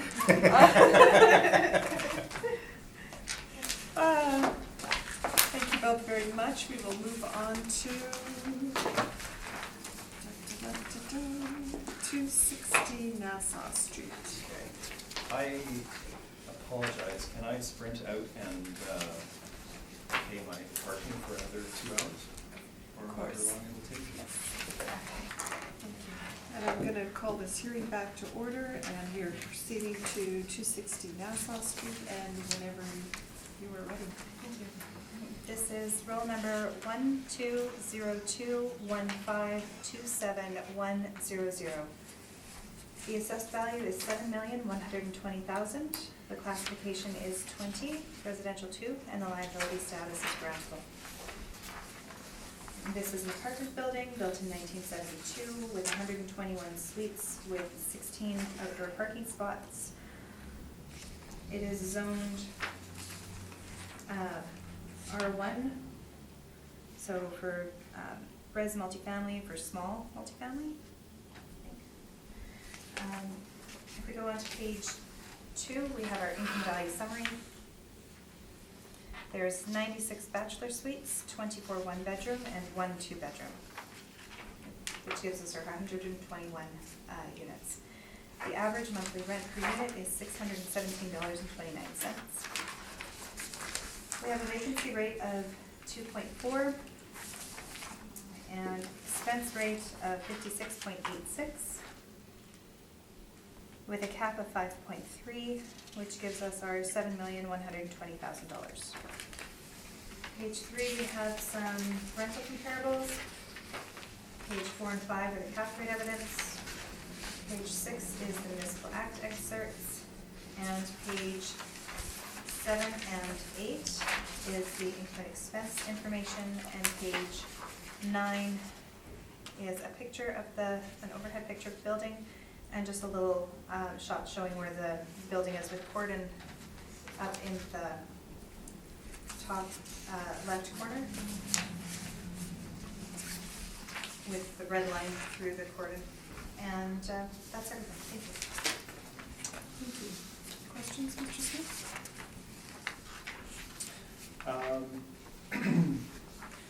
You said there's a 2-bedroom unit? That's what we have in our records. Okay, all right, I'll address that, I guess, on my cabinets. Model driven, all of the valuation? Everything's model driven.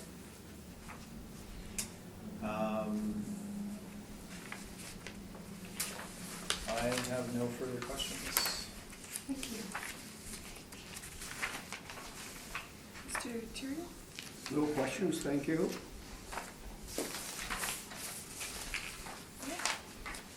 So this is MHRC, budgeting again, rent year income. Yes.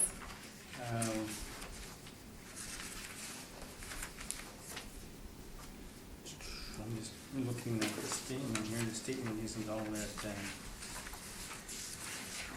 oh, here's the expenses. I just want to say, did you check the expenses versus the statement? The estimate? Our expenses versus their expenses? No, I did not look at that. Okay, thank you.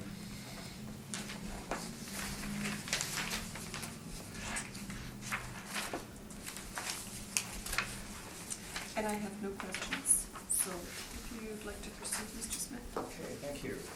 So 260 Nassau Street North is a Manitoba housing property. It is rent geared to income as far as the basis of its operation. So the rental, the revenue side of the ledger can't be relied upon to determine fair market value. So we do look at market evidence to determine that side.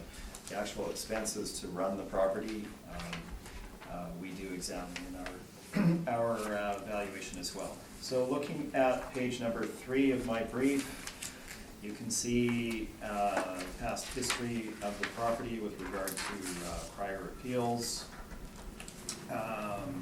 in the 2016 and 2018 years.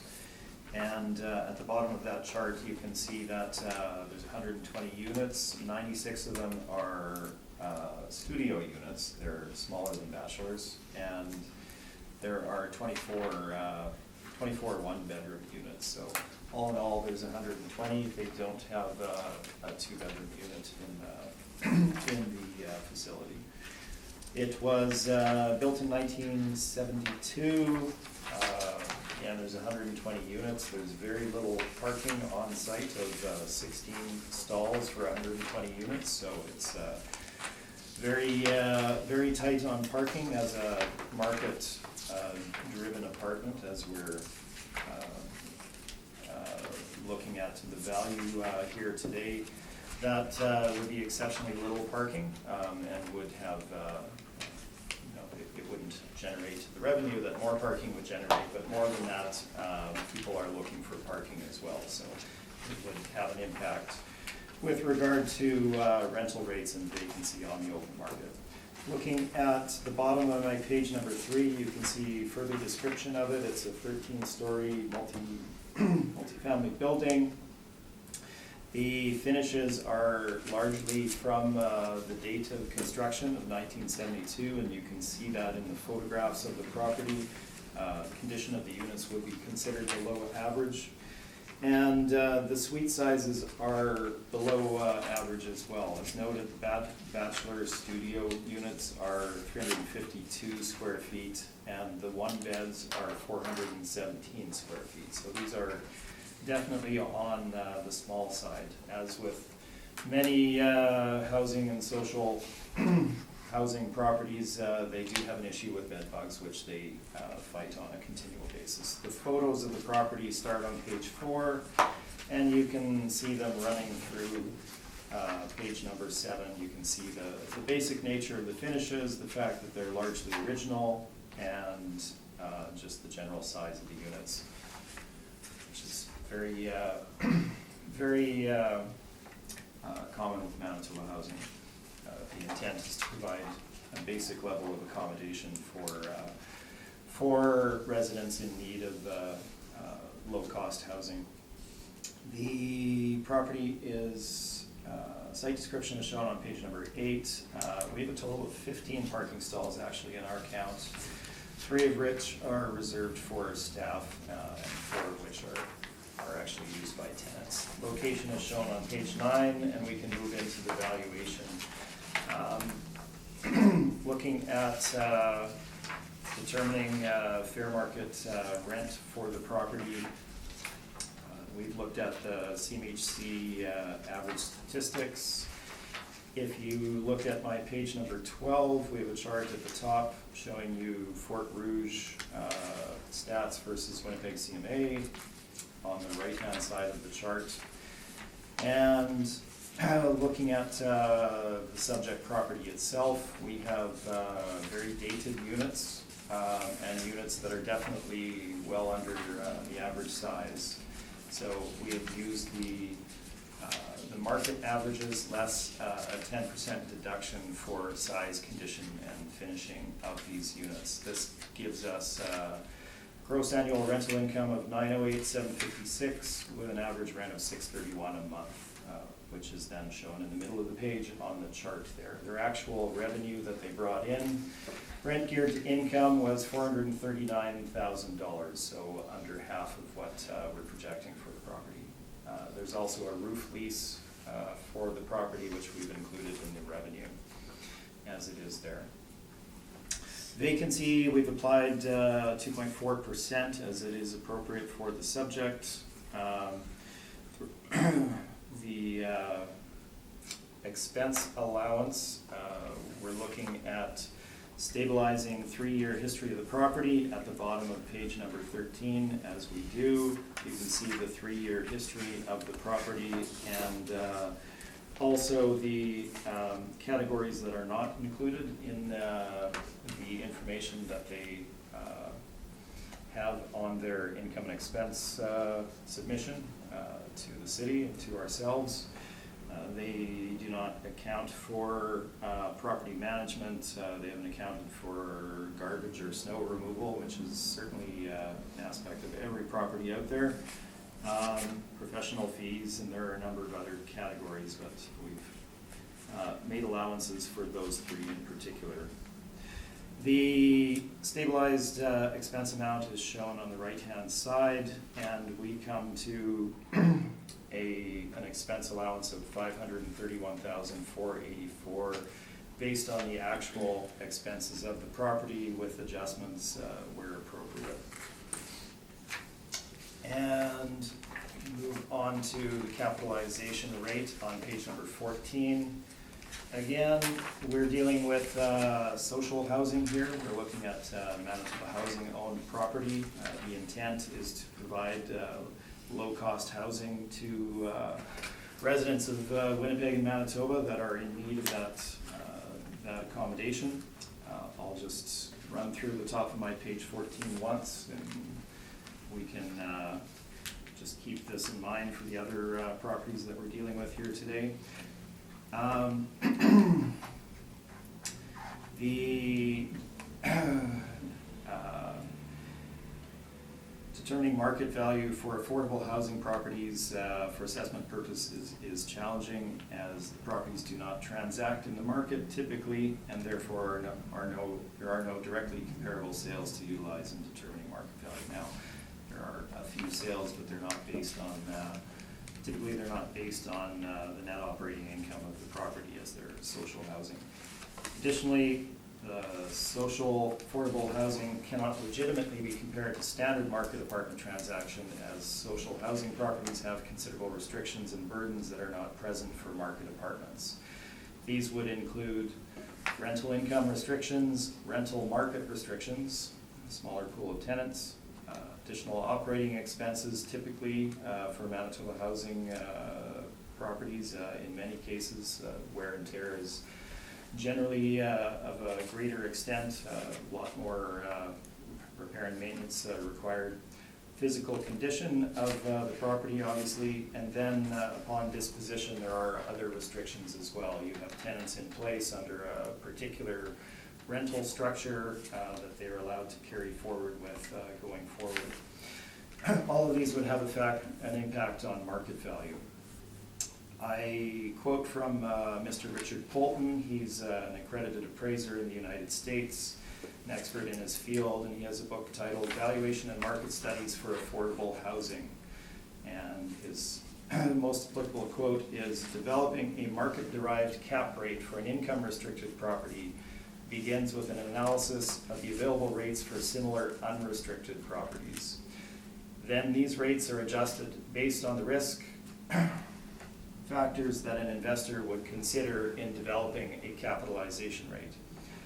The result is a cap rate based on market factors and associated risks.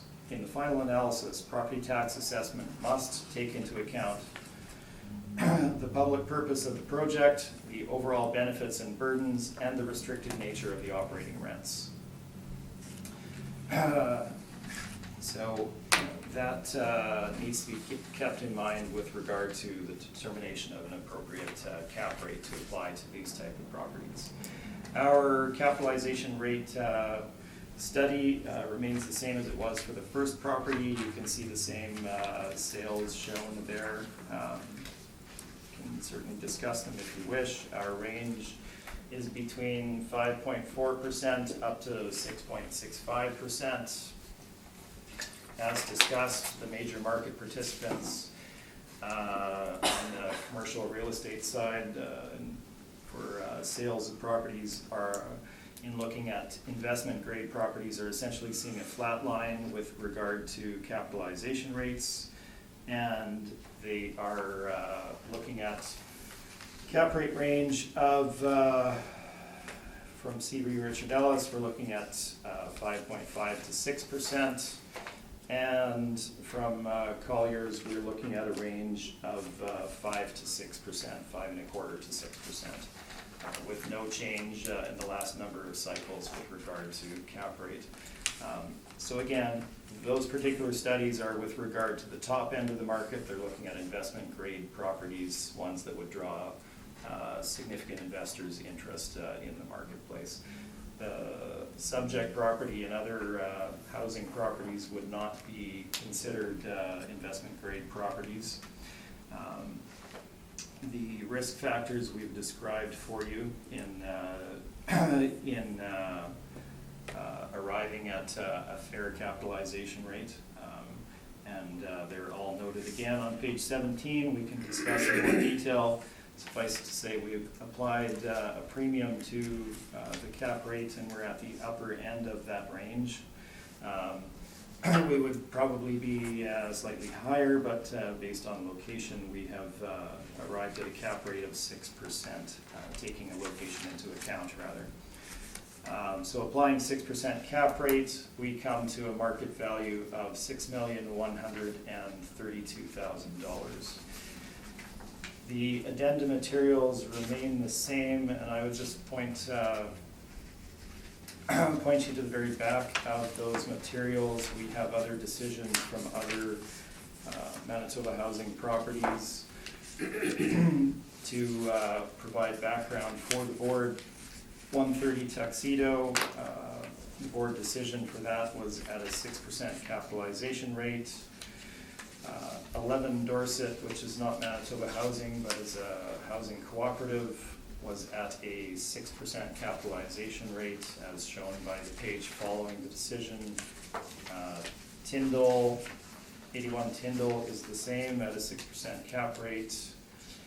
355 Sutton, Manitoba Housing, again, based on evidence from the applicant, which is myself, 6% cap rate, and we have 615 St. Anne's as well as 565 St. Anne's at 5.75% cap rates at the back of the brief.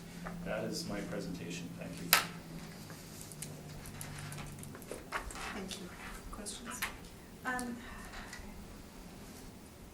Is there, has anything happened to the building in regards to its quality or condition to suggest that it deserves, that it should be decreased in value from 2018 to 2020? No, nothing has, and again, the valuation that was decided in 2018 was not my valuation of the property. If you look at 2016, that decision is based on my representation of the client. 2018 was not myself. Okay. To my knowledge, there has not been any significant change to the property over that time frame. And again, we see that on page 16, that there's a flat cap rate. That the cap rates are flat. There's no changes. And yet we've got a cap rate of 5.25 for 2018, and it's, instead of a slight bump to 5.3, there's a motion to 6%, and that seems to be not representing. Is there a reason why this one? Well, that would be assuming that we were in agreement with your cap rate, which we weren't in the first place in the prior cycles either. Our cap rate, I don't believe, has changed over that time frame. Thank you. Thank you. Mr. Turian? Yes, you mentioned market rates, or I guess you're using a CMHC approach to it, and then you reduce it by 10%. Did I understand you correctly? Correct.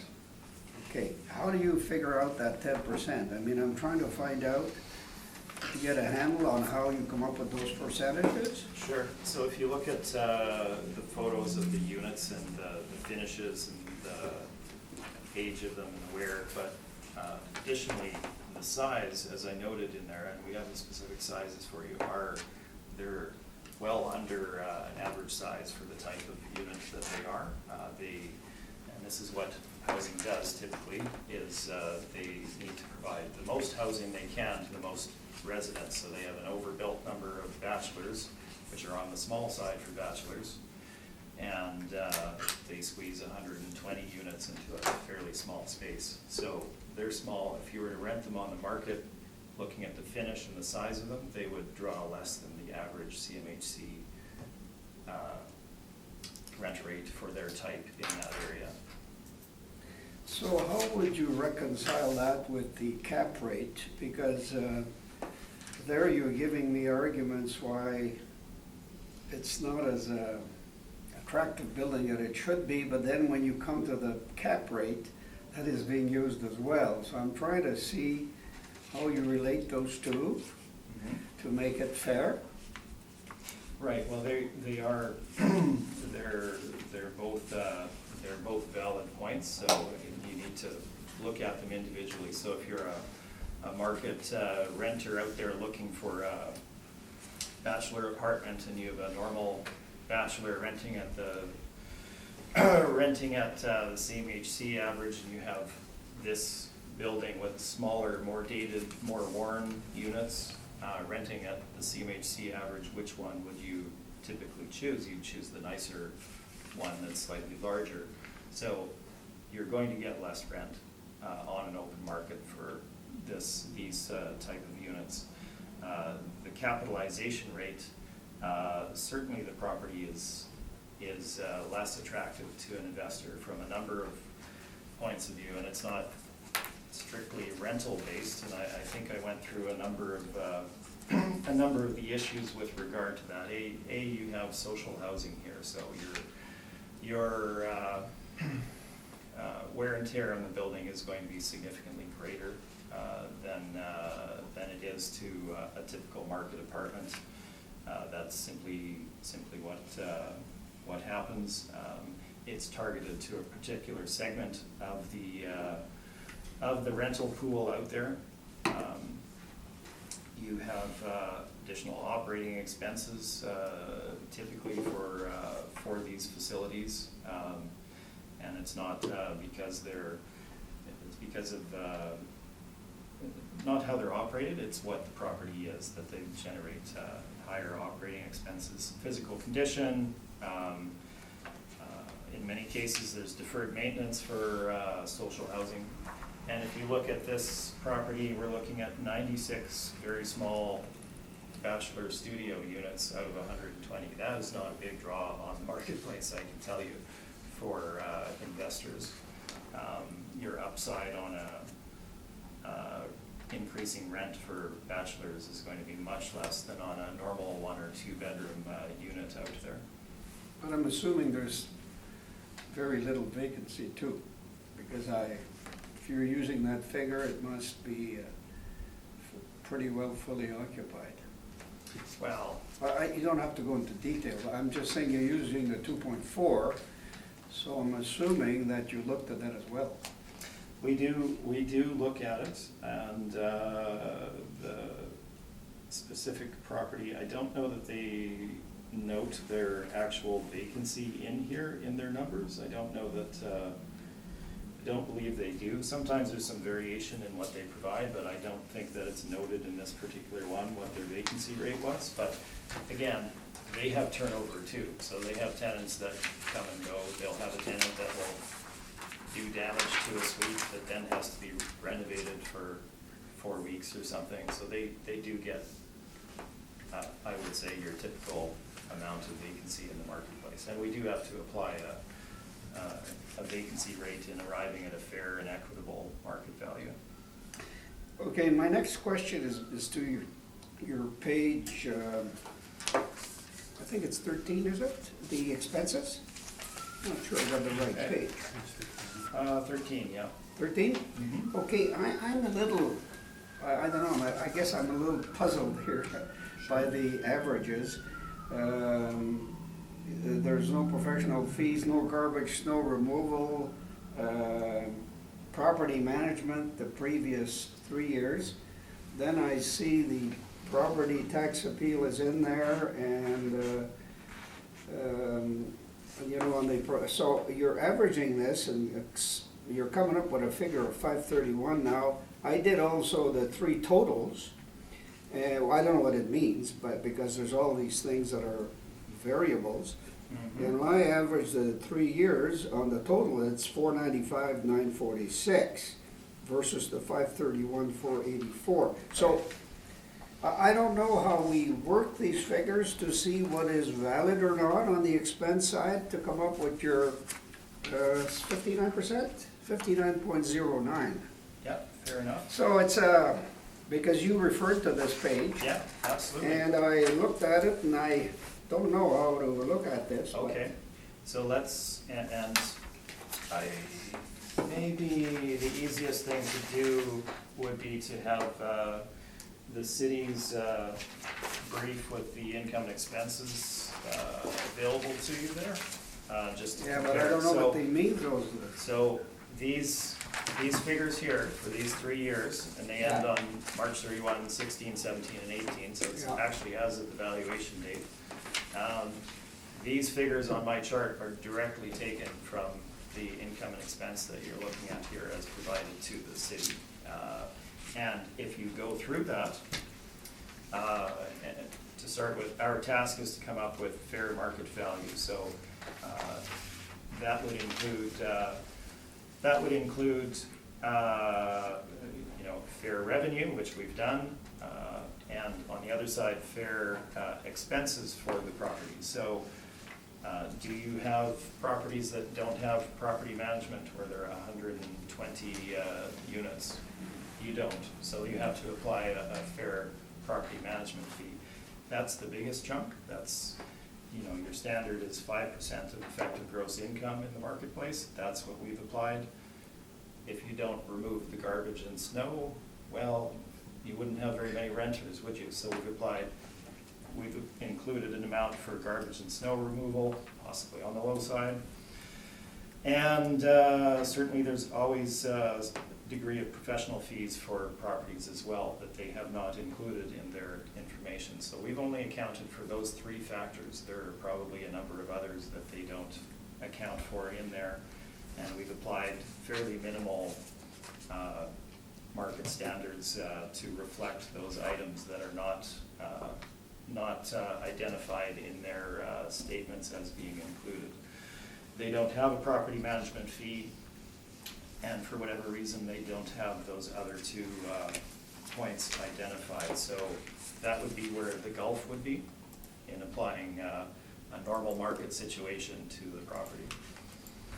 Yeah, because, well, you know, And that's I our understand chance. what you're saying, and Yeah. I'm not, but I was looking again, trying to, because we always get evidence on both sides, right?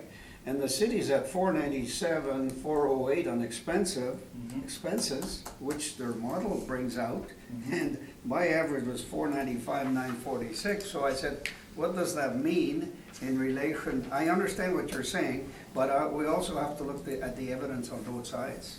Well, we do, and that's model driven, and that's fair. They have the evidence that they provide. The actual expenses are shown here, ranging from 460 to 530. So look at it on that basis. We're only looking at 3 years. We had one at 530. We're at 531, 484, inclusive of property management, snow removal, and garbage, and small professional fees for accounting, etc. These are normal categories that you have for all apartments in the marketplace. You couldn't operate it without those, so that's why they're included. Okay, thank you. Yeah. Thank you, Madam Chair. Thank you. Mr. I'm gonna stay on that same page. I'm gonna focus on the property tax appeal line. Why is this included here? I've never seen it included on any other property that I've ever dealt with. That particular line? Yeah. Well, it's identified as one of their expenses within the information that they submitted to, Well, to the, so is mortgage interest, but well, mortgage interest is a financing issue, and you What- can't what makes include this an expenses for allowable- financing. No, it's very clear, you can't include expenses for financing, and we never do, Yeah. obviously. The property tax appeal is obviously a professional service that they require for the property in order to keep them in line with fair market value for their property. It's not, if you look at the number of appeals before you here, it's certainly not unusual. Maybe it's accounted for in different ways by others, but they have broken it out as such. We average it over the 3 years. why wouldn't that be included in professional fees and property management then? I cannot speak to how their accounting does these particular items, but as noted, they have no professional fee line But you're item. arguing they should be included and then still including this. So, all right, so let's look at it. We have Manitoba Housing, and I'm just going to, broadly speak here, they've been overassessed for a considerable amount of time. They now require the services over the last number of cycles of a property tax agent. This is a professional service that they require to bring them in line with the market. And it's a fair professional service that is not just taken advantage of, not utilized by themselves, but by broad base other, most multifamily owners across the city are certainly aware of the service, and many of them utilize it. It's a cost of their doing business. So what the number comes to is dependent on the years that you're looking at. Okay, thank you.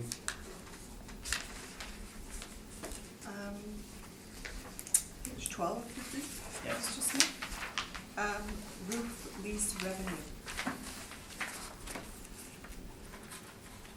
Yes. What exactly is that? They have a cellular tower on the roof that they receive income for, Okay, thank you.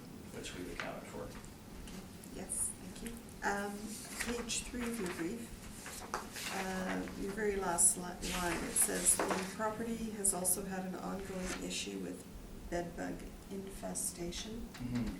So, did you have a chance to visit the property? Are the photos yours? Yes. Okay. So, infestation is Well, a pretty strong word. So, is it in every suite? I could not swear to whether it's in every suite. They have an ongoing issue with it, that they have a service that they utilize to eradicate them. It's fairly, is it every suite? I couldn't begin to tell you, but they're actively dealing with it. Okay. So, I'm just wondering then why, because you mentioned this on page 3, why it's not in your expense as a separate line, because I've seen it on other briefs that it's, and I've also seen quite high numbers associated with it, so. Yes, I am dependent on the information that the client is able to provide us, and Manitoba Housing's income and expense form that they, through their accounting department, does not unfortunately provide a lot of detail as far as some individual line items, so I couldn't tell you what the figure is for that particular expense. Just in regards to the cap rate, the assessor had brought up that, I guess the board decision in 2018 was $6.4 million. And you're asking for less than that this year, for 2020. So what, and you're basing that on the cap rate? I think, sorry, I maybe misspeaking, but I thought you said it. Well, our net operating income is about $10,000 less than the cities, if you look at page 17, but yes, the cap rate is a big factor. So But also you're saying that in the 2018 decision, you didn't get the cap cap rate you were requesting? I'm I did not assuming? represent the client in 2018, but I do not believe that they received the cap rate that they were utilizing in their valuation at that time. But certainly my approach has remained consistent over this time frame. Our 6% has not changed. So my last question, I'm just curious, because the previous property we just discussed on Arlington, which was a 1953 build, you noted that it's 66 years old. So, and that cap rate you're asking for is 5.75. So I'm just wondering why you've increased the cap rate on a 1972 building? Right, so to start with, I may have been a little light on the cap rate applied to the other one in hindsight, but I'm not going to change it today in my evaluation for that property. The cap rate for the subject property, and I think I've mentioned most of these points. You're looking at a social housing property, as has been mentioned prior to myself here today. You're looking at 96 out of 120 units being bachelor units. Certainly not an attractive proposition for investors. There's typically looking for your normal split between 1 and 2 bedroom units. This would not be a big draw based on that factor. The units are smaller, they're in poorer condition, and I've already spoken to the other risk factors with regard to social housing. So 6% is conservative. I'm not looking for 7% or anything of that nature. Okay, fair enough. Thank you. Thank you very much. Bless you.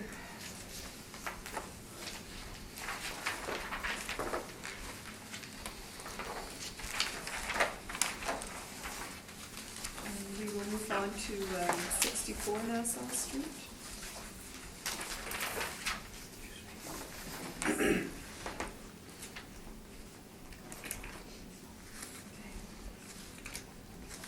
Go ahead, sorry. This is roll number 12032574000, 64 Nassau Street. The assessed value is $12,844,000. And this one is classified as 40S. It is an apartment building, 127 suites, built in 1981, 25 outdoor parking spots, and zoned multifamily. On page 2 is the income workup with an average monthly rent per unit at $870.78, a 1.8% vacancy rate, 50.72% expenses, and 5% cap, which gives us our $12,844,000. Page 3, we have some rental comparables, and then the standard, the cap rate information and the information from the municipal act. And page 7 through 10 are all from the income expense mailer. Page 11 shows an overhead picture of the property and a small map just showing where this property is located. Thank you. Thank you. Questions, Mr. Smith?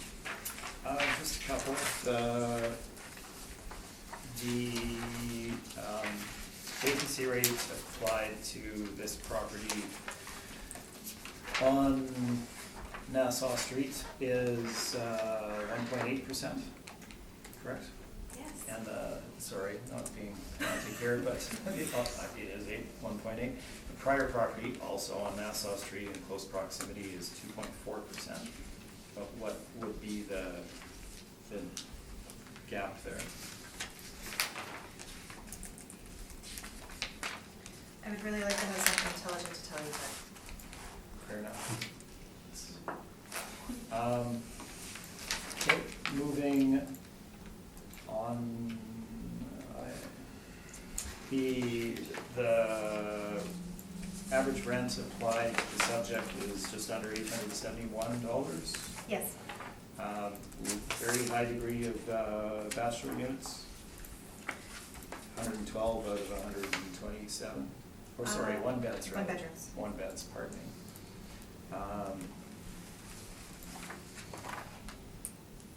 The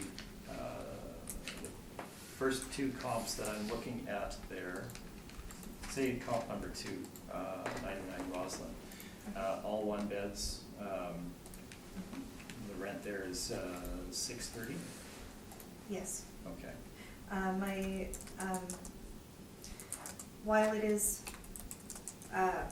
my thought process was that it shows that it's a significant, well, similar in square footage on that one. So even though there aren't as many two-bedroom units, it is in similar, well, it's in our same market region, and it has a similar area per unit. Okay, so if there was a greater degree of common area in the subject property, that might make a difference. Those are all of my questions, thank you. Thank you. Mr. Chairman? No, I have no questions, thank you.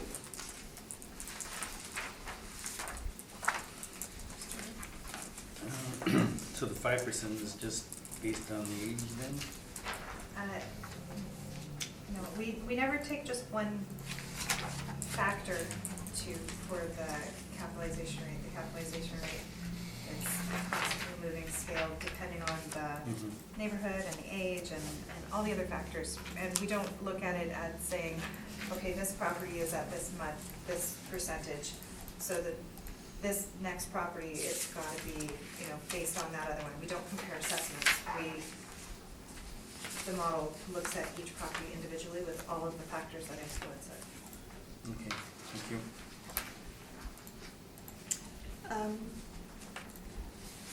I just have a question in regard to the owner.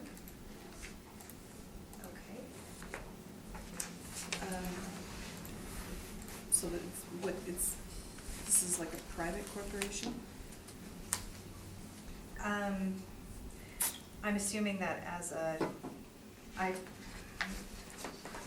didn't do a Google search into the No, owner. I've just never seen We do have a fair number. Manitoba Housing, that's We why do I'm have a asking. fair number of different entities. Being an institutional property, which is school tax exempt, there's probably a certain amount of support for the people living there, so it's a corporation that is, not to say that I don't know what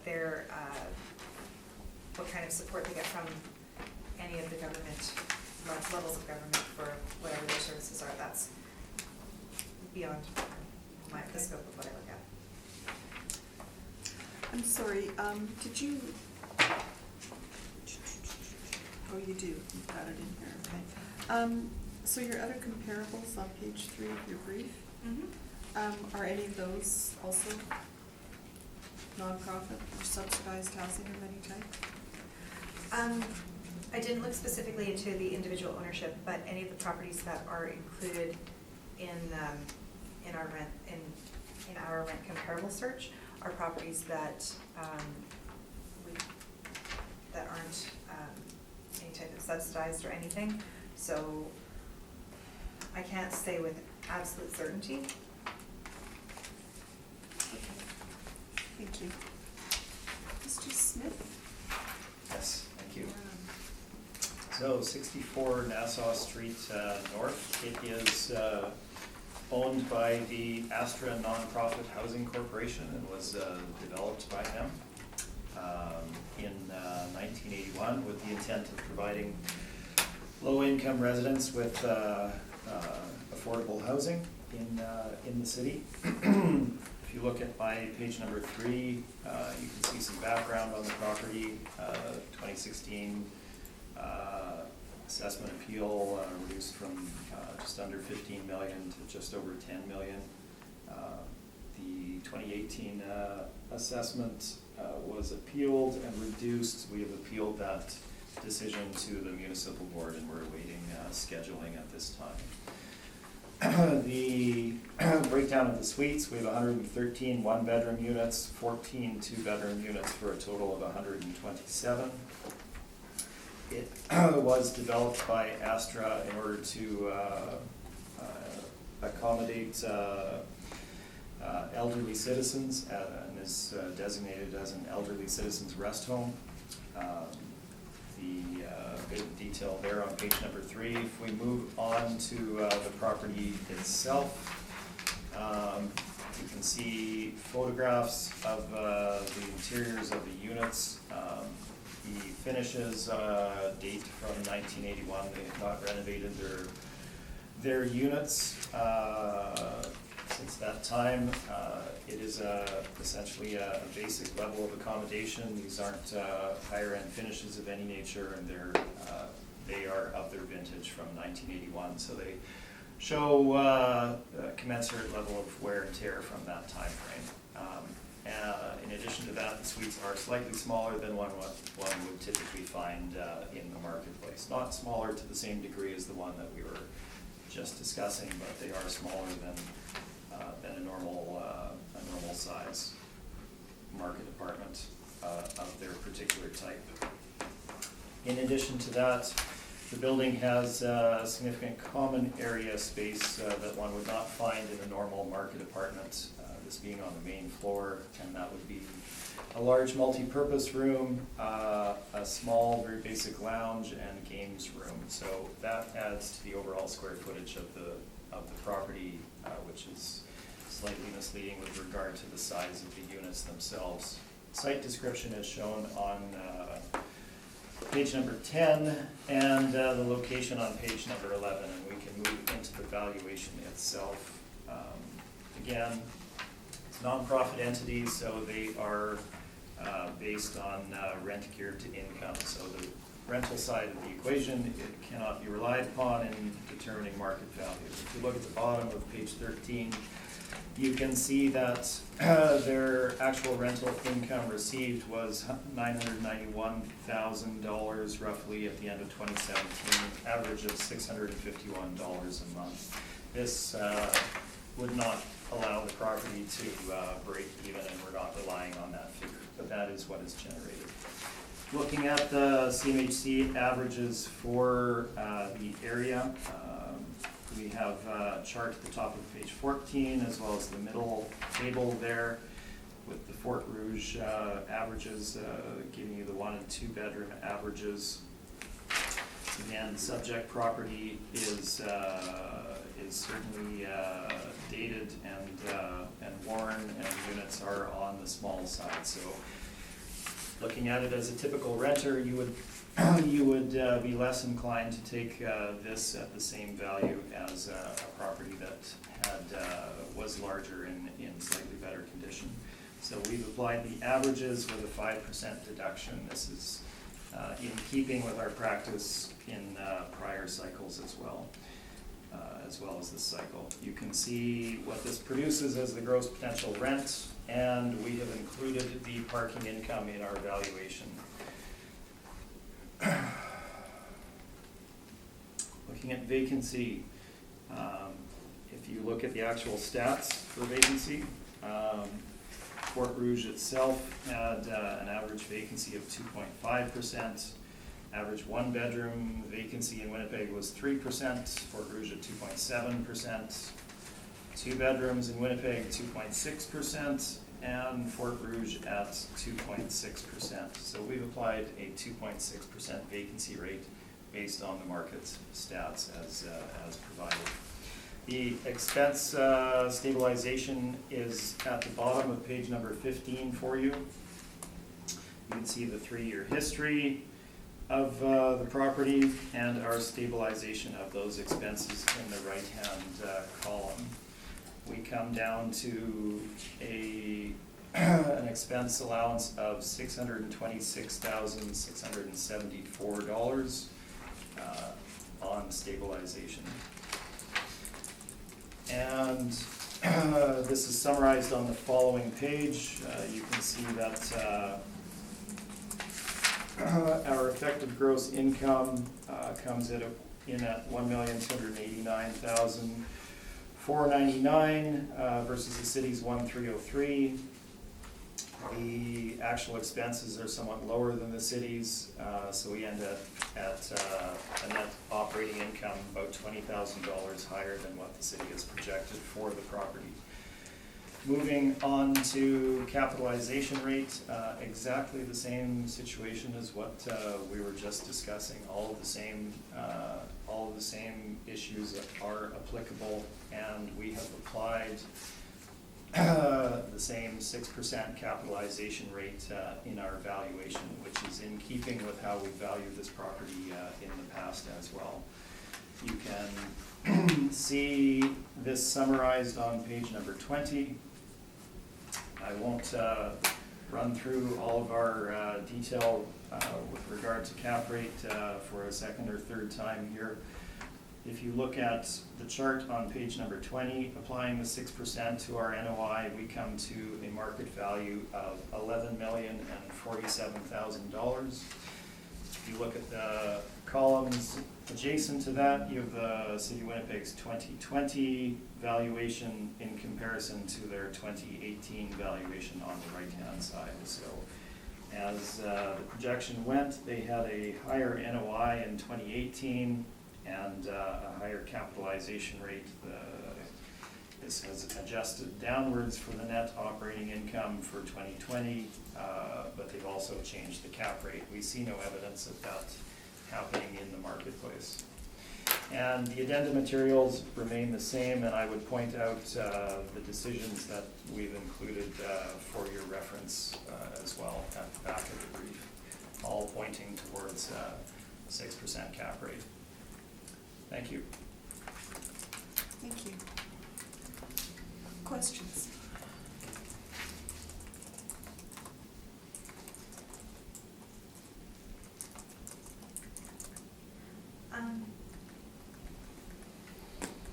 Just one is, for your expenses, Cablevision, is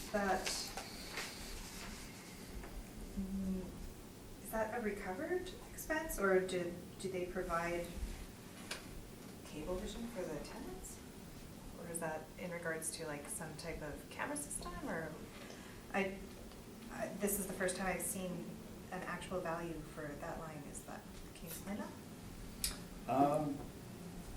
I don't want to speak in detail about something that I haven't investigated, but they have a Cablevision expense amount, and I think it comes to a little over $1,000. Whether that wouldn't be the entire building, obviously. Perhaps it's their common area on the main floor. Okay. Would be my guesstimate.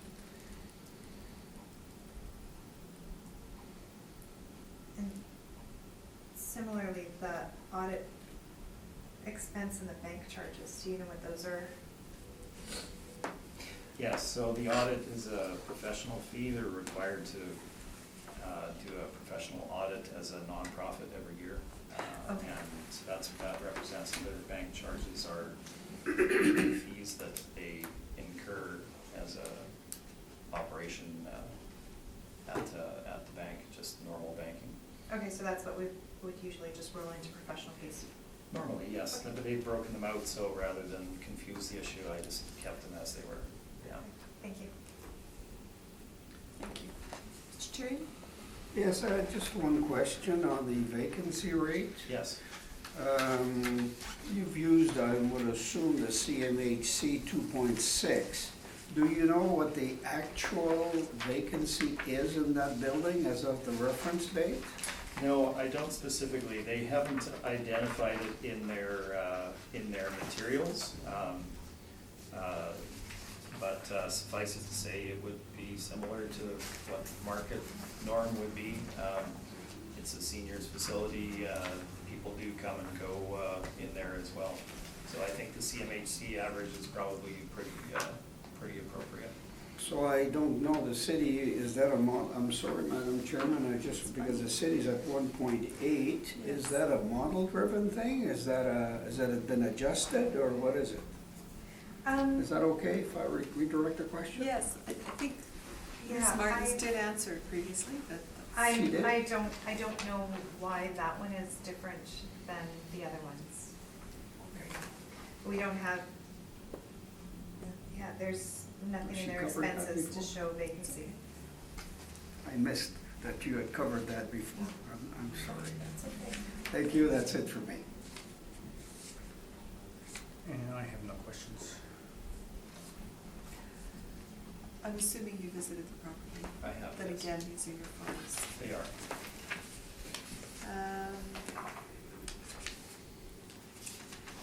Sorry, and you used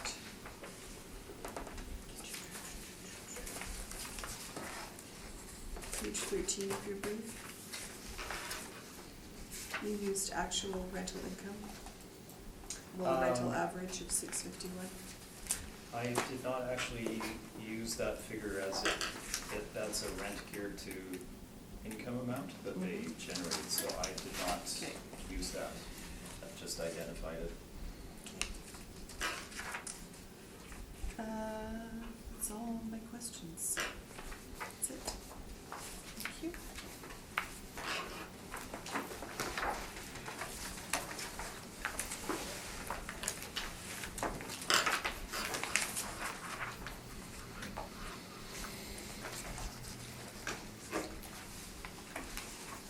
We are going to move on to 285 Capita Highway.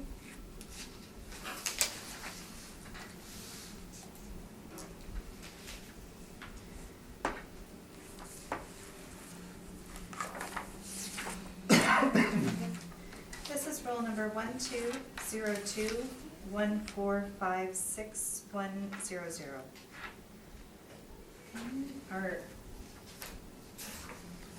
This one has split classification. So there's a portion of the property which is classified as 40E, and that value is at $558,000.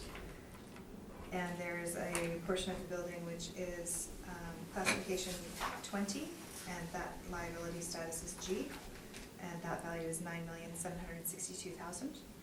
So the combined assessed value is $10,320,000. This is an apartment building, built in 1975. It's zoned multifamily. And if we look on page 2, we have the rental comparables. And on page 3, we have the 20G income workout. We have the suite count at 124, and the monthly rent per suite at $688.58, giving us a potential gross income of $1,024,607. We have a vacancy at 2.4%, with expenses at 54.1%, and a cap at 5%, which gives us our $9,762,000. On page 4, we have rental comparables for the retail stream.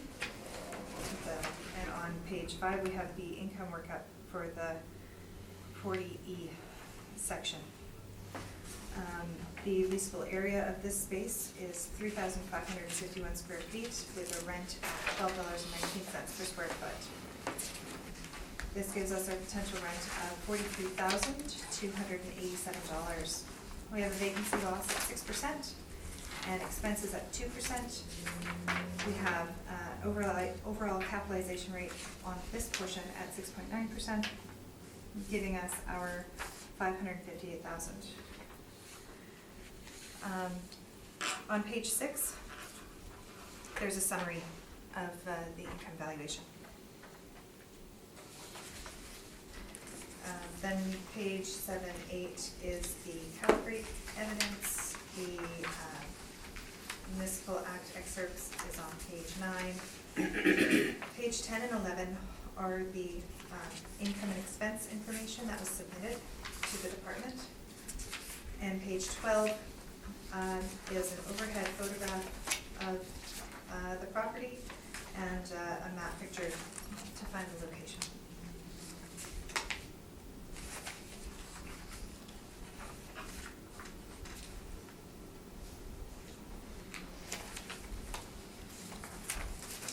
Mr. Smith, questions?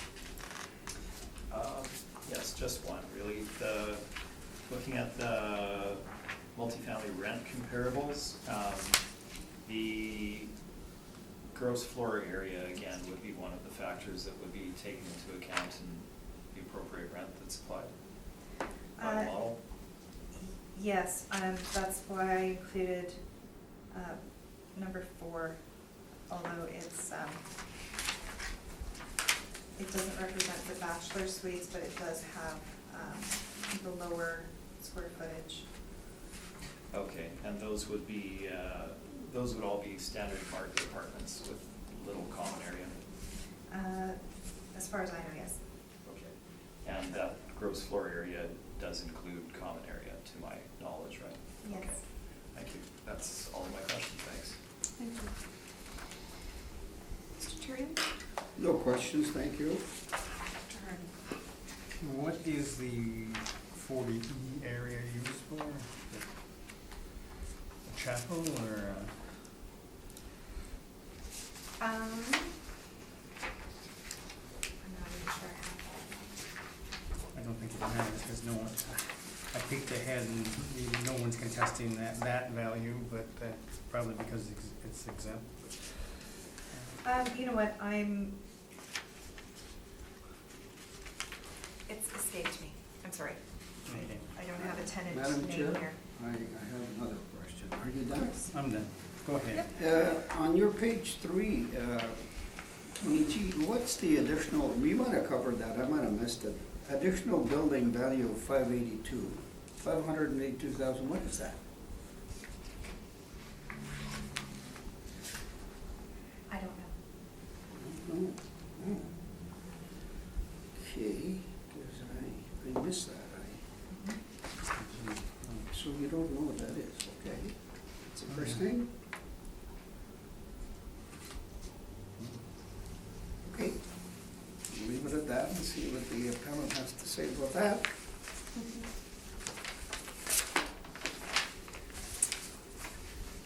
And I have no questions, thank you. You'd like to proceed, Mr. Smith? Thank you. So again, this is a Manitoba Housing owned property, and it was specifically designed for deaf residents of Winnipeg. It has been known as the deaf center essentially, so it's designed to accommodate people with hearing disabilities for their accommodation needs at obviously lower cost. The property itself, I'll get you to flip to my page number 3, and you can see some detail with regard to the breakout. The 2020 assessment, there was meant to be a line item included under this for the prior, not the prior, I don't have the information from the 2018 assessment. For the 2016 assessment, when I represented the client, the taxable portion of the property was assessed at $13,508,000, and that was reduced to $5,650,000 for the 2016 assessment cycle. So How much was that? Sorry, $13,508,000 originally right. for the taxable portion, and it was reduced to $5,650,000. So that was meant to be included, but I see that it hasn't been. Looking at the property itself, again, social housing built in 1972, and I do make the distinction here between hostel units and bachelor units and one bed. So we have a total of 26 what are referred to as hostel units, bachelor units, 75 So in total, you're looking at 101 units there, and then one bedrooms of 15 units, so a total of 116 units. It is operated on rent-geared income basis, so again, the revenue generated can't be relied upon for determining fair market value. Looking at the structure itself, the following page, as noted, it is was built and continues to be used for hearing impaired people within the city of Winnipeg. The suite mix I've identified already, so we're looking at a roughly 101 bachelors / hostel units out of a total of 116 units. Very, very high degree of smaller units. The interior finishes of the suites date mainly from time of construction with replacement as needed where things are broken or worn out entirely. They do have a small program for replacing some kitchen cabinetry, and you can see a photo of one of the newer ones in the material presented. Flooring, bathroom, common area is all dominantly original and of that same basic Manitoba housing standard. Now, key to this is size of these units again. The hostel / studio units are 281 square feet in size. They don't have full kitchens, etc., to my knowledge. The bachelors are also very small for bachelor units. They're 314 square feet. This is shown on my page number 4. So the units are very small in relation to a normal market size apartment. So that is obviously going to drive the rent that one would be able to achieve in an open market situation, as well as the finishes of them. Pardon me. The property also has a cafeteria area on the main floor and a couple of other larger common areas. I think we have some photos of them here. If you look at the photos beginning on page 6, so you can see that kind of cafeteria area, which I believe is what the city is attributing that additional $582,000 for, but I cannot entirely be certain of that, but I believe that to be the case. You can see the interior finishes. Page 7 shows one of the kitchens that had to have the cabinetry replaced, so you can see the basic nature of the replacements and the general finish level of the property.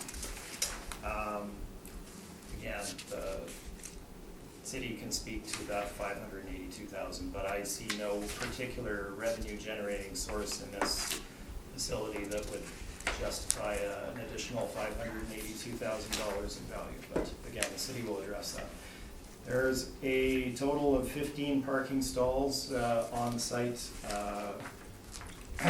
for the property, a number of which are reserved for staff for the facility. So moving on to valuation. We again look at the CMHC averages for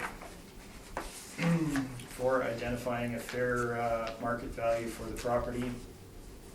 As with the property earlier, we're deducting 10% from those market averages for the area for size, conditioning, and finishing of the units, as well as fit out of those units. So if you look at the chart as I've shown there and the breakout, you have the smaller studio / hostel units, the bachelors at 582, and then the one beds at 826, giving us our annual gross revenue of $844,080. The actual revenue produced was just $415,606 in the same time frame. So moving on to the expense side, we've applied the 2.4% vacancy, as has the city. The expense allowance itself is shown on the bottom chart of page 15, so we've reviewed the 3-year history for you.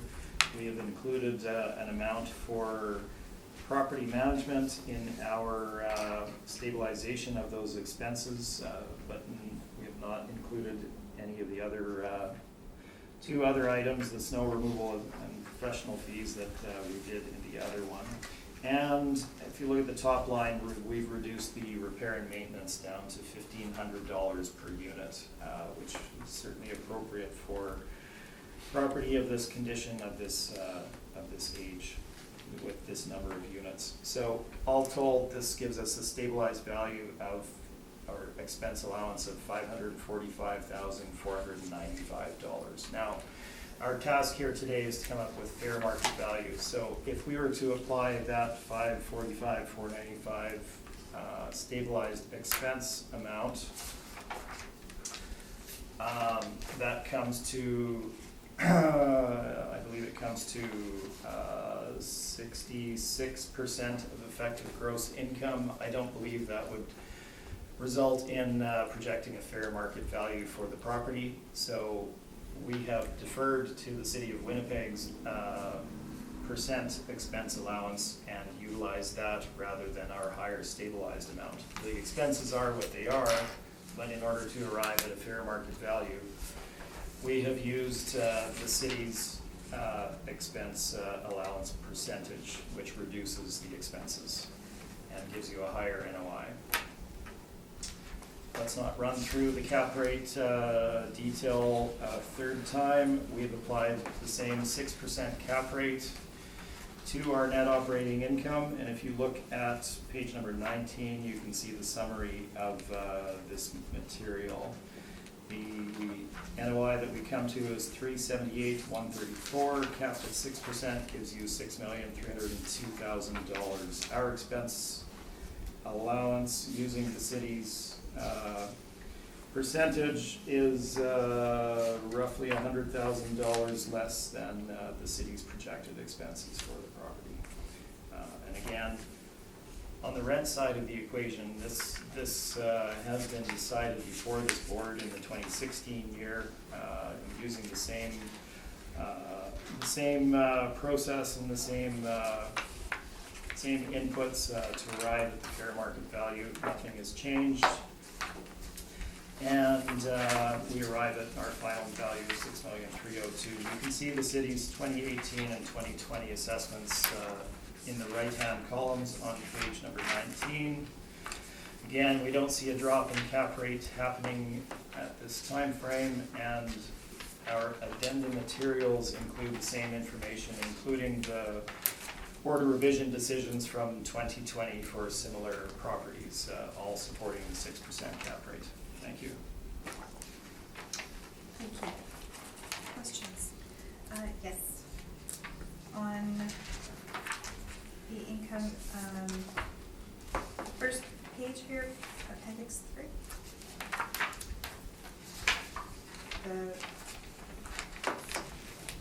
The income one? Yeah. The income information. There's the ability to pay, and then the adjustments, and then commercial rent. Do you know what that commercial rent is for?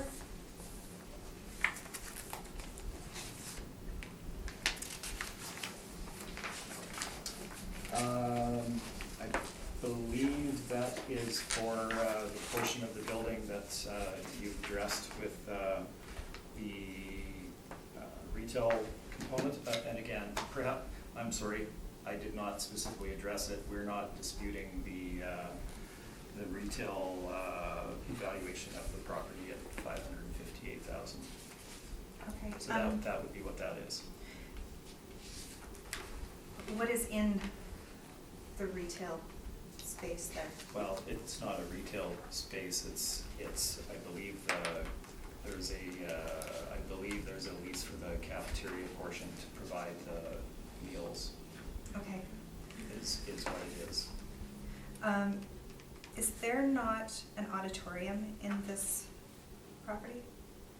There is an auditorium, so as a special use facility for the deaf community, hearing impaired community, pardon me, they built in certainly a non-standard multi-residential component, that being the theater for them. And I believe it has special accommodations for their hearing impairment that allows them to enjoy movies, etc., which would have very exceptionally little applicability to anybody outside of their particular use. Having been there for performances for various other events, is there, do they perhaps rent that space out? I could not tell you the answer to that question. If they do, I'm not aware of it. I don't know that it would be a continual thing, certainly, but No, but perhaps that they would- rent it to community groups on occasion. Okay, because that would be some value-added space if that is indeed what this $500,000 is. Right, perhaps? Okay, thank you. Thank you. Mr. Turian? There's one thing I'd like to see clarified if I could. The city has 124 units, and you've got 116 units. Now, maybe you've clarified that, I don't know. But it makes quite a difference on the income side. So, Yes. and, because you're at 567 as well versus 727. So there's two issues here, different rate and also 8 less units. Can you Right. try to help us on that one? Yeah, absolutely. So we verify the number of units with the property owners when we were doing our valuation to make sure that we have the accurate number. This is the accurate number of units for that property. As to where the city's number comes from, maybe in 1981, there was a slightly different, maybe they had a portion of the building that they had as residential that forms part of the common area now. I don't know. But I do know that the unit count as we presented in the breakdown is accurate. I specifically asked them that question at the beginning of our involvement. Okay, the rate, I think you've used again, I think you used the word market less 10%. So market was involving hostel, a bachelor, and all of this, or? I'm just trying to get a little more information on your 567. Right, so let's flip to, well, I guess it's pages 13 and 14. So CMHC obviously doesn't have a breakdown for, hostel and studio versus bachelor, right? But it's essentially size is what you're looking at for those. So Like 281, was that the bachelor size? I don't recall, I think I saw that somewhere. if you look at my page number 4, so they have what they term 26 hostel units. Again, these are units that wouldn't have full kitchens, etc. Those, and I think I call them studio in my description here on page 4. Those are 281 square feet. There's 26 of those. Then you have bachelor units that are 314 square feet. That's a pretty tiny apartment. Certainly smaller than what a normal bachelor would be on the marketplace. So we're looking at both the size of them, the finishes, age of the condition of the units themselves in arriving at that deduction that we apply. So that would be the page 13 chart. Right. Okay. Second point, you mentioned that it was a 1972 building. The city has a 1975 building, I believe. Mm-hmm. Now, we've got 3 years difference here. I'm just trying to get the accuracy here. So this 1972 figure representing the client, we have their access to the online information from the city. And as part of that, you can look at the property attributes, which gives you the date of construction of the building, area of the lot, et cetera, zoning. So the 1972 figure is taken directly from that city information. And the city says that you're built 1975, so I guess that'll have to be straightened out somewhere. Yes. And you're on the additional charge of 582. I'm assuming you were speculating there on what you thought it was for?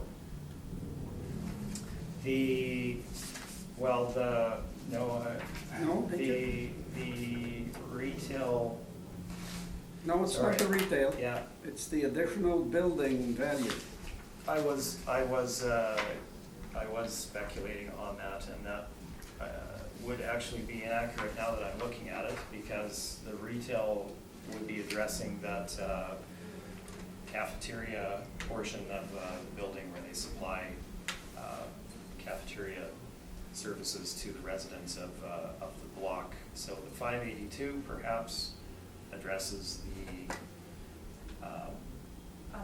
the auditorium, which again, in my humble opinion, is, yes, it's an amenity that they provide to this particular group. Is it $582,000 worth of taxable amenity? I don't know. Okay. That's all I have, Madam Chair. Thank you. Thank you. Mr. Hardy. Okay, just on the effective date, I don't know if this is a question, but having gone to university from 72 through 76 and driven past this every day, I believe 72 was when they started construction, and probably 75 is when occupancy occurred. I remember them driving the piles on this site. Okay. Your institutional memory is longer than mine. And I'm dating myself.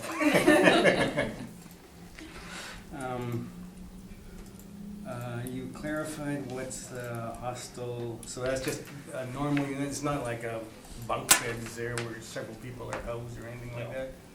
No. Just an exceptionally small bachelor. Right. Okay. And now clarifying what's the exempt, what portion, what constitutes exempt property here? The institutional Yeah. exemption, they have, I believe, exempted what's referred to as the retail component here. So the retail is basically cafeteria then? Right. Okay. All right, thank you. I just have a question regarding, Mr. Smith, the term hostel. Is that your term or it was their term? It is their term that they were using. I think I referred to it alternately as a studio person, as a smaller bachelor. Okay. So hostel just comes to mind that they've got, that these are like acting as rental units in terms of like a hotel usage, or no? No, So they do it's have not like, that. they do have like a monthly rental person in that. They do, Yeah. and it's a single person, it's not a dorm room or anything like that. No bunk beds. To summarize. Okay. And once again, you are asking a 6% cap rate on this property because of the Well. age, condition, or saleability, or size of unit? All of, and it's everything, right? It's all of those things. It's the attractiveness on the market to, of the property to an investor, first and foremost. And what's that driven by? It's driven by condition, any condition, the ability for it to generate significant rent, any ongoing issues that would impact their returns, such as non-market rental rates where the tenants have the right to continue forward, et cetera, right? this would all have an impact on a purchaser's selection of the cap rate, or what they would pay for a property. Sorry, and I forgot to ask, I'm assuming that you had a chance to inspect the subject property? I have, yes. These are your photos, et cetera. That's right. Okay, thank you. We're just gonna have a 1 minute break. And I'd like to call this hearing back to order, and we are on to our next property on McGee, and whenever you are ready, Ms. Martis. This is roll number 130413400000 688 McGee Street. The assessed value is $2,022,000. Its classification is 20, residential 2, and its liability status is G grantable. This is an apartment building built in 1977. It's zoned R2. If you look on page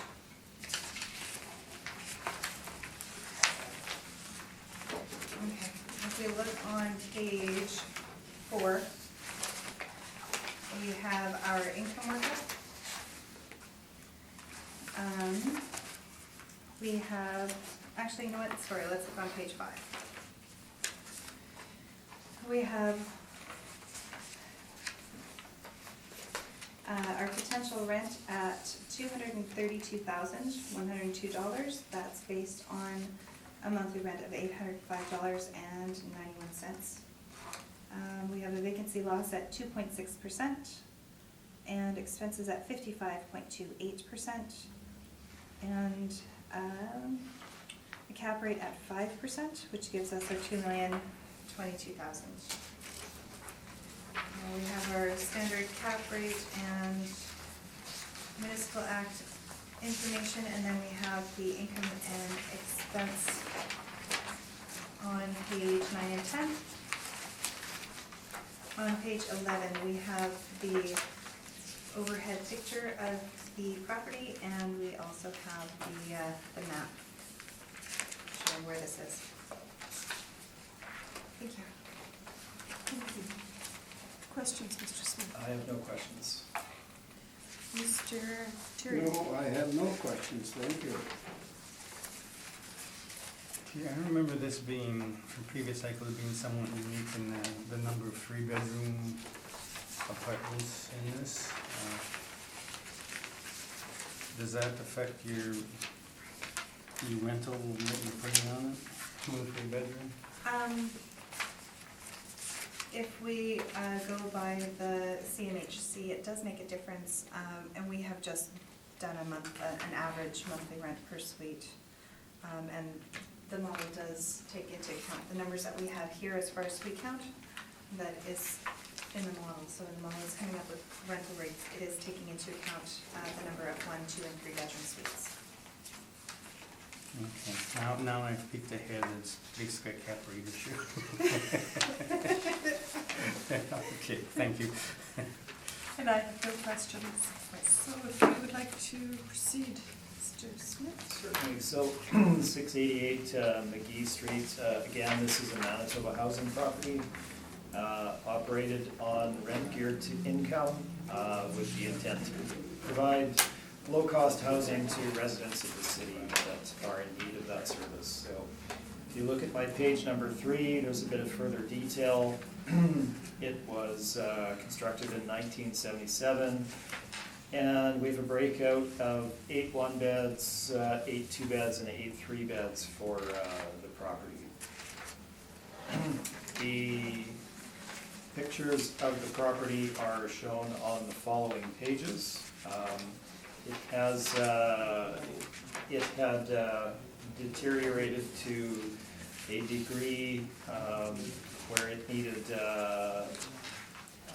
both exterior and interior work, and they have gone through what they term a refresh. So they had redone some of the exterior siding for the property on the outside. That was the major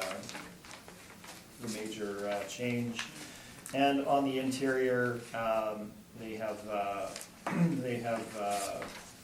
redone finishes in the kitchens and the bathrooms. Now, difference here being they're redone to the Manitoba housing standard, so they're of a very basic nature. If you look at any new product, they're going to look quite nice, but it's of a durable, lower standard type of nature. So the other issue to take into account with regard to condition is that, again, this is Manitoba housing, and we're looking at a lot of 2 and 3 bedroom, 1 bedroom units here.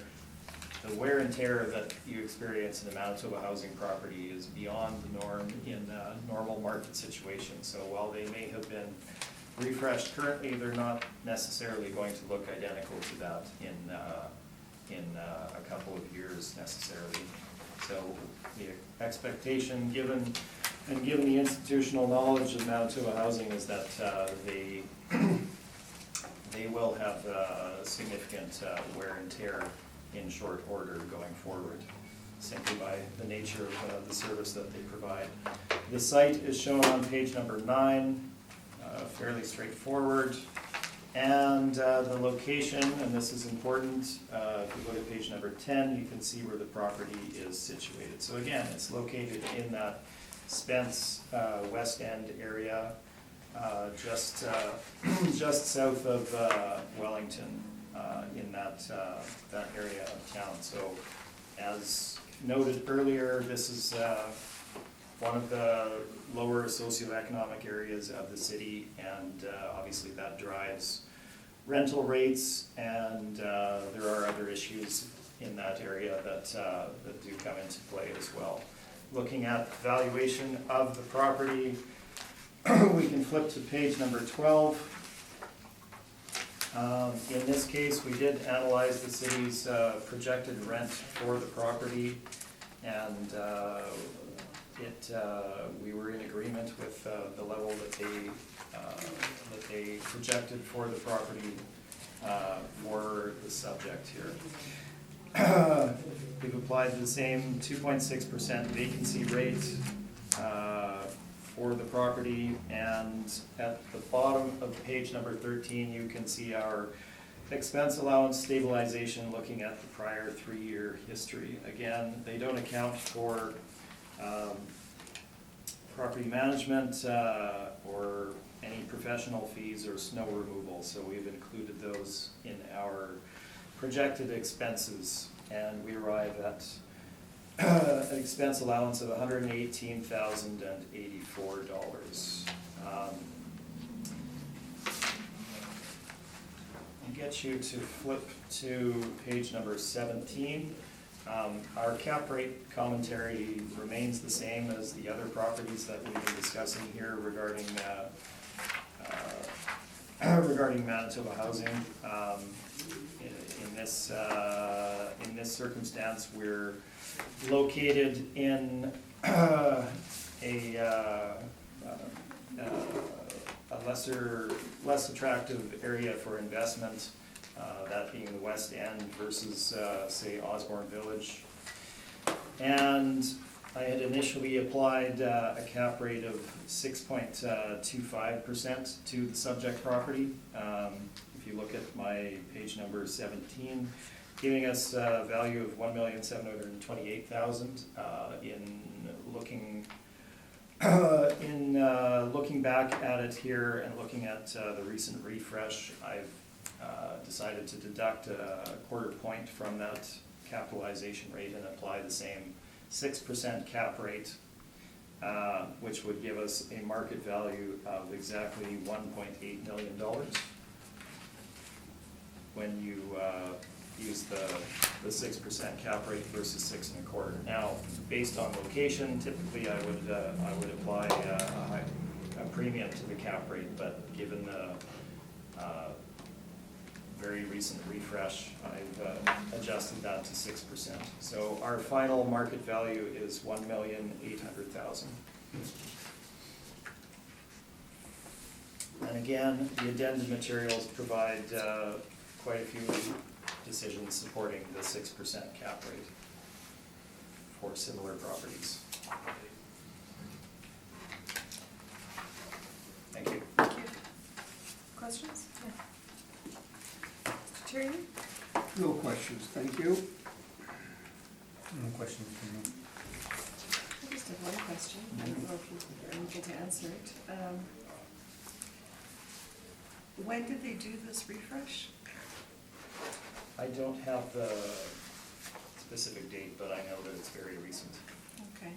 So, do you know how many times they have done a refresh on the property? I think that was the first time. So the property basically hasn't been touched since 1977? Correct. To my knowledge, yeah. Just kind of redirect. Ms. Martins, are you aware of any further work being done on this property? No. Other than that refresh? Okay. Thank you.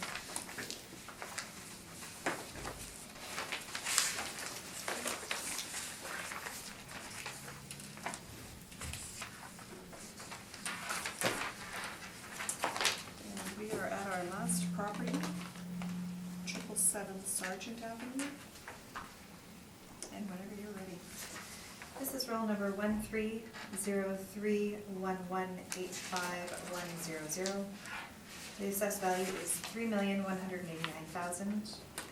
It is an apartment built in 1972.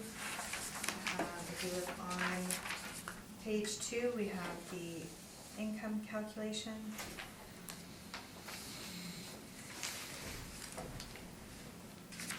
We have 49 suites, 38 of them are bachelors, and 11 of them are one bedroom. Our monthly rent is at $376,044. The vacancy is at 2.6%. The expenses are at 53.86% with a cap of 5.3%, which gives us our $3,189,000.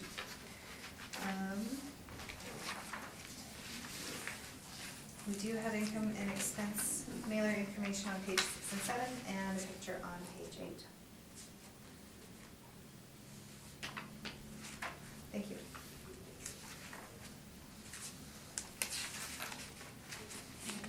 Thank you.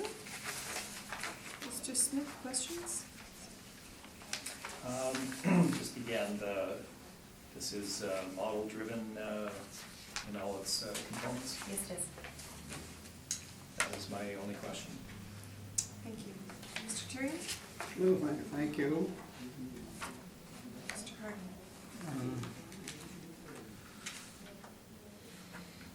Do you know what the cross street, I'm just looking down, what's the cross street? Yes, it's, if you look on page 8, Yeah. it's home, it's on Sargent between Home and Arlington.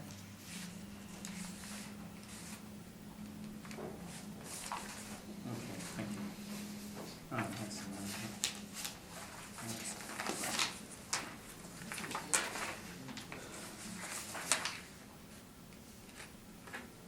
Again, too much paper in front of me. Yeah, okay, thank you. I have no questions, thank you. Thank you. Mr. Smith, if you'd like to proceed. Yes, so 777 Sargent Avenue. Again, this is Manitoba Housing. That is the owner of the property, and built in 1972 with the unit breakout as shown by the city there. I have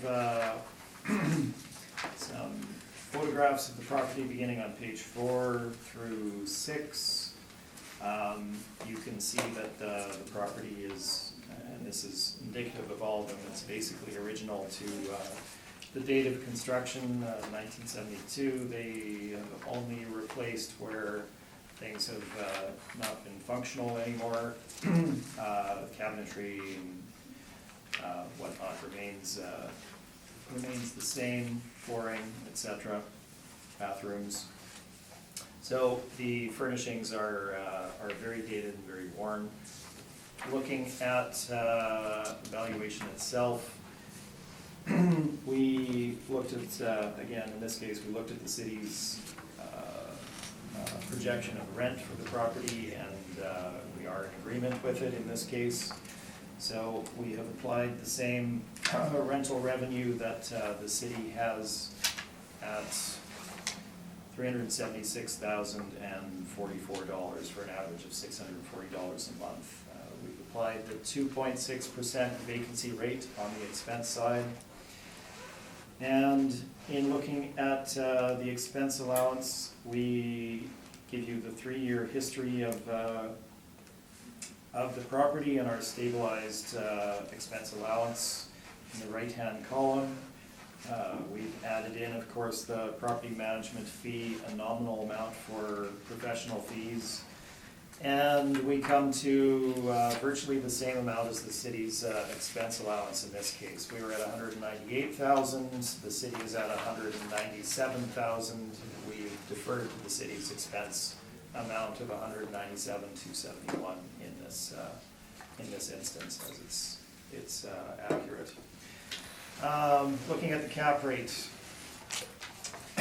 the subject property, and I did not point this out, but I think it was discussed slightly earlier. Property location, again, we are in the west end area of the city, Spence area, in that Sargent section. Again, lower socioeconomic area, certainly less attractive to the majority of investors out there. We've discussed in considerable detail the reasons for the higher cap rate. Again, looking at the area, we've applied a 1/4 point premium to the 6% cap rate, and we are at 6.25% for the subject property. If you look at it again, it is in original condition from the date of construction, and it's located in the area that it is. It's not going to draw any kind of premium cap rate for the subject property. So we've applied 6.25% cap rate, and this gives us a market value of $2,704,000. Again, the decisions presented in the addenda are more than supportive of 6% cap rate at a minimum for the same type of properties. That is my presentation. Thank you. Thank you. Questions? No, thank you. David? No questions, thank you. Nope, no questions. Was this property brought before the board in 2018? I'm not sure, as I was not representing that client in 2018. Thank you. That's all my questions. Thank you.